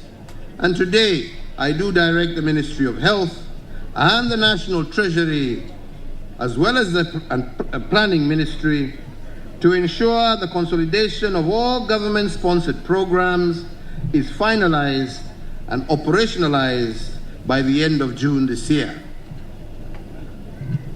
Fellow Kenyans, to further the realization of universal health coverage goal, the NHIF Amendment Act was passed by Parliament, and today I want to thank through you, Speaker Lusaka, and the two honorable chairs of the health committees of the National Assembly and the Senate, our thanks to members of both houses for your collaboration on this act and on other bills that you have passed regarding health. The act makes a very important milestone in enhancing health insurance coverage for all Kenyans.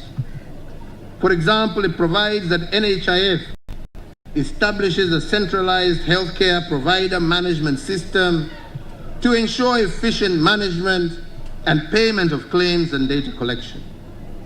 And today, I direct the NHIF to ensure that this system is set up and fully operational by the end of June this year so that Kenyans can benefit. As I have previously directed that all necessary reforms be undertaken to ensure effectiveness of NHIF and to secure these funds, today we also further direct that biometric registration at NHIF be interlinked to the Huduma number database.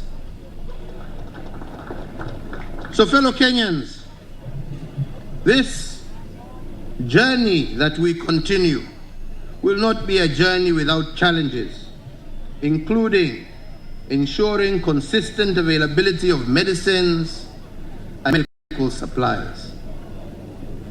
We need to bridge the significant human resource for health gaps and containing also the cost of services, to mention but a few.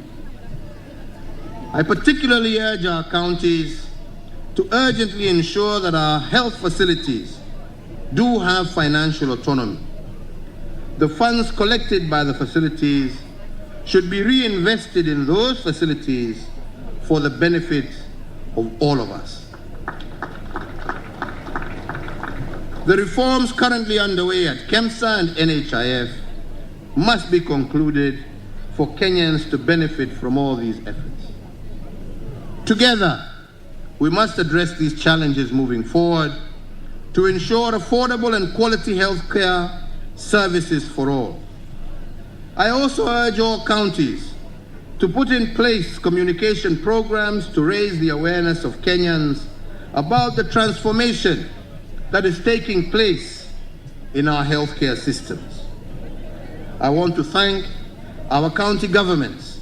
I want to thank our development partners, the Ministry of Health, and all the sergeants under it, and all who have been involved in this noble task that has culminated in today, for their unqualified contribution and the work that they have done to ensure that we are able to stand before you today.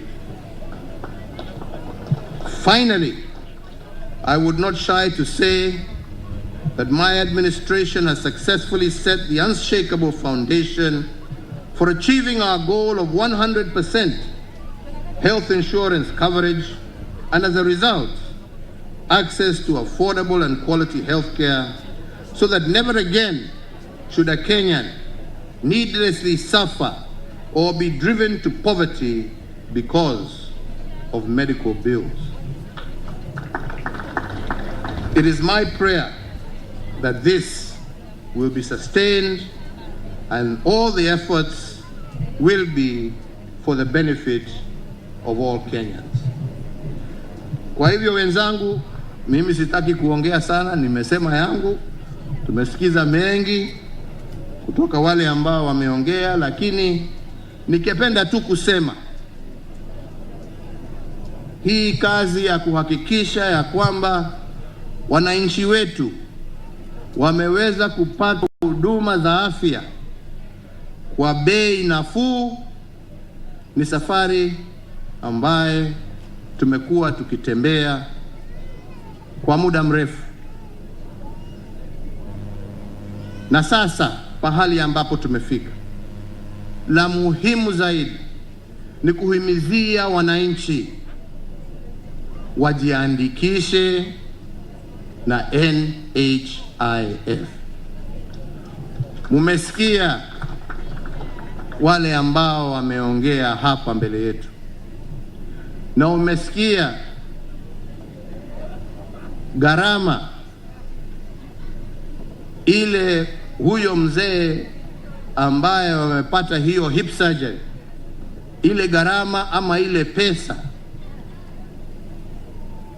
angeulizwa alipe, na hiyo gharama yote imelipwa na NHIF kwa sababu alikuwa na kadi yake. Tuasema kama Wakenya tunataka kumaliza umaskini. Huwezi umalize umaskini kama ugonjwa utaingia nyumbani kwako, huna kadi ya insurance, uende uulizwe maelfu na maelfu ya pesa, na uko na mzee mgonjwa, uko na mtoto mgonjwa, mwishowe kwa sababu utataabika kwa sababu ya ugonjwa ya huyo mtoto, huyo mzee ama huyo mama, uanze kuuza mali yako, uachwe bila kitu kwa sababu ya ugonjwa. Tunataka mambo haya yaishe katika nchi yetu. Kila Mkenya awe ana uwezo wa kwenda hospitali na kutibiwa na kurudi nyuma, kurudi kazini kwake bila kuwa amefilisika na ameishiwa, ameuza vyombo vya jikoni, ameuza vitanda, ameuza kila kitu kwa sababu ya ugonjwa. Wakenya wenzangu, tujiandikishe na NHIF na tujiokoe kiafya, na tujiokoe pia kwa hela ambazo sasa tutakuwa na uwezo wa kutumia kufanya mambo mengine. Si ni hivyo? Kwa hivyo Wakenya, na waomba, ugonjwa hamna mtu anajua utatokea wapi, siku gani, ajali pia hujui. Mwenyezi Mungu peke yake ndio anajua. Wewe jukumu lako unaweza kusema mimi sina haja na hiyo. Unaona mimi ni kijana, sina shida hiyo pesa. What is the money now you ask every month? Hiyo shilingi 500 ambao wanasema watu walipe kila mwezi, mimi sina haja ya kutumia hiyo pesa. Lakini siku moja utajua maana ya kutumia hiyo pesa. Hiyo shilingi 500 itakuokoa mamilioni ya pesa ambao utakuwa unasumbua kila mtu, tufanye harambe, tufanye nini, niuze shamba, nifanye nini. Tuondoe umaskini kwa kujiandikisha kwa NHIF. Tutakubaliana hiyo? Ya pili, tumefanya investments kubwa sana katika mahospitali yetu. Kesho nikiwa hapa Mombasa, tutaenda kutembelea Coast General Hospital. Na mimi naielewa hiyo hospitali. Pahali ambapo hospitali ambayo inaitwa Coast General ilikuwa mbele ya mwaka wa 2013. Na pahali hospitali hiyo leo iko, hospitali ya Coast General, jameni, watu wanatoka mahospitali kubwa wakitafuta kitanda Coast General. Tunaelewana? That is the kind of development and the focus we want. Leo hii ukiwa na ugonjwa wa kansa, hakuna haja ya kutaabika, sijui niende India, tufanye nini. Hapa tu Coast General, utibiwe hapa Mombasa. These are the things that save you. Ukiwa na open heart surgery, inafanya. Ukitaka kupasuliwa kichwa, enda Embu upasuliwe huko.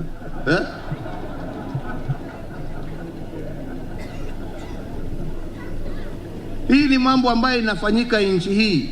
Ndoto ambao watu walikuwa wanafikiria hii haiwezekani.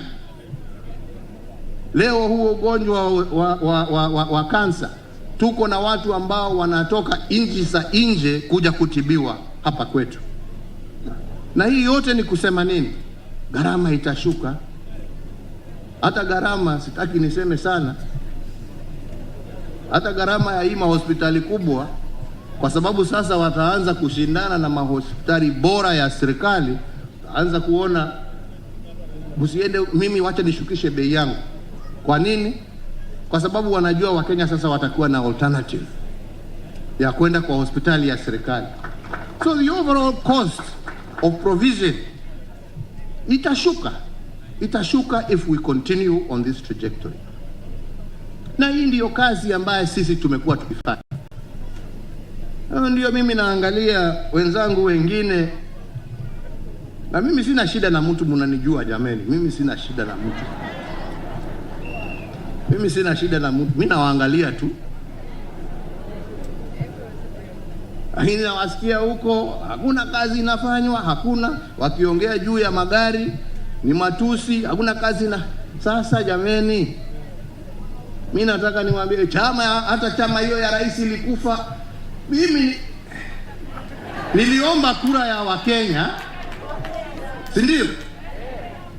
Nikiwa na mambo mawili, kuleta amani na kufanya ile kazi na kutimiza ahadi ambazo nilipatia wananchi, kama hii ya kuhakikisha ya kwamba watu wako na afya bora. Na hiyo kazi haifanywi kwa mdomo, kwa kushout huko. Mlinichagua niingie ofisi nifanye kazi, si ndio? Na Jubilee imekuwa ikifanya kazi. Barabara mnaziona mkitembea hapa Changamwe hii, hizi barabara zimejaa huku. Zilikuweko jameni? Ilikuweko? Hivi karibuni pia tutafungua hii Dongo bypass, Dongo Kundu bypass. Tukifungua hiyo Dongo Kundu bypass, tuko na mradi tunataka kujenga na wenzetu wa Japan na wengine, mradi wa kuset up a special economic zone hapo, ndio wananchi wapate kazi na vijana wetu waweze kupata ajira.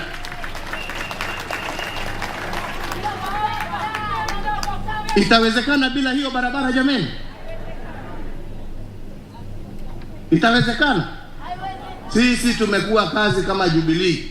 Na kama mnakumbuka, mimi niliuliza kwa heshima tu, nikasema jameni, sina ubaya na ambition za mtu yeyote, kwa sababu kiti kubwa sio ya Uhuru, ni yenu nyinyi. Kweli kutoka MCA mpaka rais, nani anachagua? Si nyinyi? Hata mimi kura yangu ni moja tu, wananikumbusha kila siku, huyo kura yake ni moja. Ni kweli? Mimi sikatai, kura yangu ni moja tu, kama ya Mkenya mwingine. Lakini chama chetu cha Jubilee kimekuwa kazini, na mimi sitachoka kuzunguka kuonesha Wakenya kazi ambayo tumefanya, na mimi sitachoka kuambia Wakenya, chagueni hii chama yetu, mnaona hii chama yetu inafanya kazi, na tunataka kuungana na wengine kama wakina Joho na wale wengine ambao wanataka kazi, na ndio shughuli ziendelee. Ama inaendaje jameni? Ama inaendanga namna gani? Lakini wewe ambao unataka kuishi kuongea siasa mchana mpaka usiku, na wakati nilisema hivyo nikasema jameni, kwa heshima, kwanza tufanye kazi, tutarudi wakati wa siasa ukifika. Nikaambiwa wewe una uwezo wa kutuambia tuache. Nikasema sasa hii mambo ya kutangatanga, akasema wacha sisi tutangatange. Nikasema basi wala kama hivyo ndivyo umeona ndio inakutosheleza, endeleeni. Sisi na wale tumebaki tufanye kazi. Kipindi cha siasa sikifika, tutakuja tuseme na yetu sisi. Sasa kipindi ya siasa imekuja na mtatusikia. Tumeelewana? Kuna wakati wa kazi na kuna wakati wa siasa. Sasa tunaingia kipindi ya siasa, kila mtu ako na uhuru sasa. Wale ambao wametangulia na wale ambao tunaingia. Na niliambia watu hii ni marathon. Kwa sababu hii ni marathon. Hii ni marathon. Ukiona mtu akisema mimi sina project ya mtu mimi, lakini nitaangalia hata mimi kura yangu sitaweka pahali ya mtu, mimi nitaamini. Na kama kuna mtu mmoja ama wawili watanisikiza, nitawaambia mimi oni wangu ni hivi. Ni namna hiyo. Ngoja mosmos. Baada. Haja kubwa tuungane. Nimeambia watu tukiwa hapo tumekuwa kwa hospitali ya kwamba kama sio kuungana na kufanya kazi na wenzetu across the political divide, mengi ambaye tumetimiza hatungeweza kutimiza. Tunaelewana? Hatungeweza. Kwa sababu nchi ambaye kazi yake ni siasa 24/7, masaa ya kazi na maendeleo yako wapi? Yawezekana? Ukienda kama hii bill ambaye sasa imekuwa sheria na unaipinga ukifikiria wacha nipinge nitaumiza Uhuru, sasa utamuumiza kwa njia gani? Si wananchi wanaumia? Si wananchi wanaumia jamani? So that is not leadership. Ati ndio upate nafasi na ndio umesikia. Mimi nawaangalia tu, sasa ongeeni tu. Semeni wote ile mko nayo muitoe kwa roho yenu, mseme. Mimi siwajibu kwa sababu sina haja. Utamjibu saa ngapi na ufanye kazi saa gani? Si namna hiyo. Mwataka tujibiane ama mwataka tufanye kazi? Ndio hivyo. Si namna hiyo. Tutaitekeleza.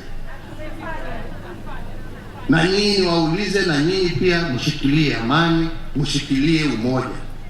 Tushirikiane, tubadilishe nchi hii yetu ya Kenya.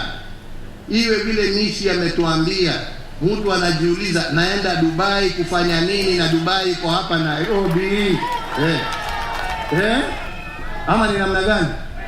Si hivyo? Mtu aseme naenda sijui kutembea mabichi ya wapi, barabara iko hapa, niingie Mombasa. nikae starehe na bibi, nipumzike na watoto, nirudi kazini. To show you how Kenya has changed. Hii COVID imetufundisha na imetufungua macho, kwa sababu ya ile kazi tumefanya kwa SGR na ile kazi ambayo tumefanya ya mabarabara. Ni wananchi wengi ambao wameweza kushikilia kazi zao, kwa sababu hata kama wazungu wale ambao tulikuwa tumezoea ati hawa ndio watalii wetu, tumepata wazungu wapya, wazungu wa Afrika ambao wanatoka Mombasa, wanakuja wanaweka hela zao hapa, wananchi wanapata kazi, and our hotels have been working. This is something, na kuna mzungu amekuja, ndege zilikwama wakiambiwa ati msiende kwa Afrika mtapata COVID, na hawa ndio wanakufa huko, sisi hakika. Si hawa ndio, lakini huko wanasema msiende huko kwa Afrika, hawa mtapata COVID. Sisi tukasema basi mkae na COVID yenu, sisi tuendelee. Na jamani, tumesurvive kama hatujasurvive? Si tumesurvive? Yeah? Na tunataka sasa tuanze hiyo mwenendo wa kujitoa sasa, turudi biashara, turudi makazi ile ambayo tulikuwa tunafanya, uchumi uanze kukua tena, and we are becoming more and more self-reliant than ever before. Na hiyo ndio barabara ya kujenga nchi.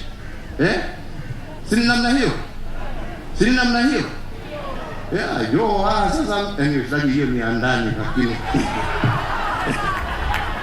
yangu ni kusema tushukuru Mwenyezi Mungu kwa yale ambaye ametuwezesha kutenda, na tuombe Mwenyezi Mungu ya kwamba pamoja kama Wakenya tutaweza kuungana pamoja na tuunde serikali ambaye itaweza kuendelesha hiyo kazi na kuiongezea hata zaidi, na iwe serikali ya umoja, na serikali ya amani, na serikali ya mapenzi, sio yale chuki ambayo imesikia wengine wetu wakitupa huko na huko. Chuki haijengi nchi, haijengi nchi. Na ndiko mimi nasema, Wakikuyu wana msemo wa kusema matusi ndio adoni ni Kiswahili nini? Mzazi ni kitu. Matusi ndio ushanga wa viongozi. Kama hutusiwi sio kiongozi. Kwa hivyo mimi nasema ukisikia wakinitusi zaidi, ujue ni kwa sababu wanajua wanagongana na mtu ambaye kwa sababu kama ungekuwa bure vile wanasema, hata hawangeongea zako. Lakini wanasema ule amefanya na sawa. Hii ni mshanga, unaweka unajibamba, unaendelea. Kwa hivyo wenzangu, tuwe na amani, tuwe na siasa za heshima, na Kenya itasonga mbele na tutakuwa na amani. Si ni hivyo? Changamwe, Mungu awabariki, Mungu awalinde, tutarudi tena. Asanteni sana.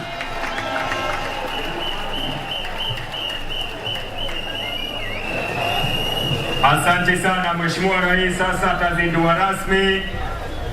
Kwa hivyo tuelekeze macho yetu sasa kwenye runinga. At the count of 3, 2, 1.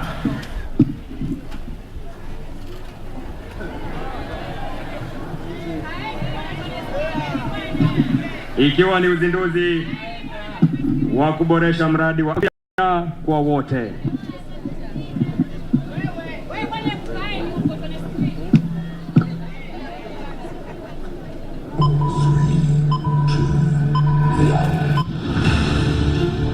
Walioko mbele ya runinga, tafadhali tuende kando, tunamzuia Mheshimiwa Rais, tafadhali.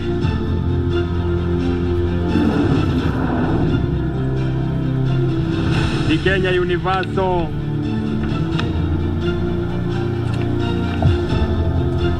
High Quality People Centered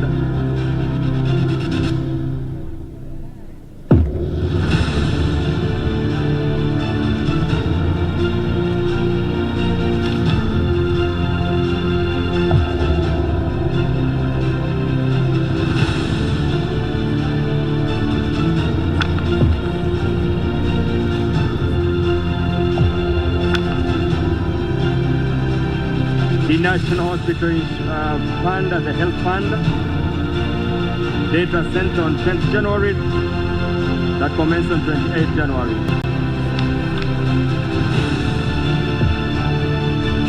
The amended act. Let us put our hands together and appreciate His Excellency, the President, for the good job. Fanfare.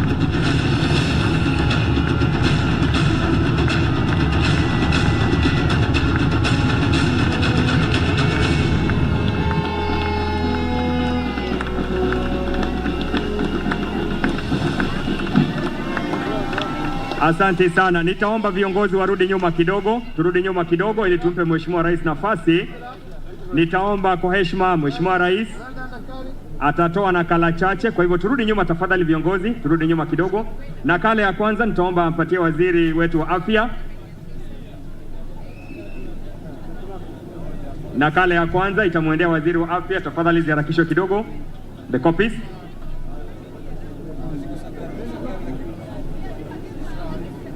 Mheshimiwa kidogo tu Mheshimiwa Rais amalizie. Mheshimiwa kidogo nyuma kidogo Mheshimiwa. Nakala ya kwanza kwake Mheshimiwa Waziri Mutahi Kagwe, asante, tenda kazi sasa. Nakala ya pili tamwendea mwenyekiti Mheshimiwa Nguyai. Asante sana mwenyekiti kwa kazi kuntu unayofanya. Nakala ya tatu kwa niaba ya baraza la magavana itamwendea mwenyekiti gavana wa jimbo la Embu Mheshimiwa Wabora. Ya mwisho itamwendea mwakilishi wa Interfaith Askofu Mkuu Martin Kivuva. On behalf of the Interfaith, Askofu Mkuu.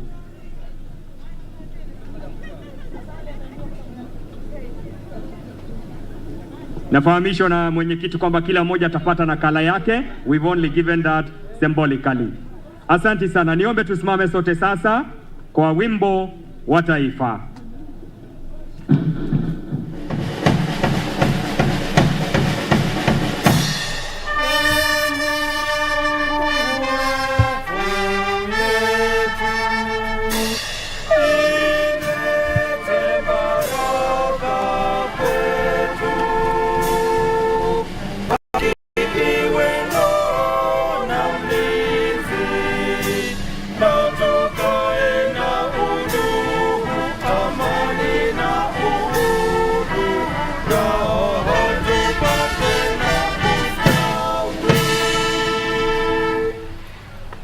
Asante sana Mheshimiwa Rais. Tuomba sote kuwa watulivu tunapompa nafasi anapoondoka Mheshimiwa Rais, tafadhali. Tuwe watulivu tafadhali. Tushangilie Kenya. Thank you so much to the organizer. Rolled out the President Uhuru Kenyatta has just rolled out the universal health coverage across the 47 counties in the country, and he has issued several directives. So first is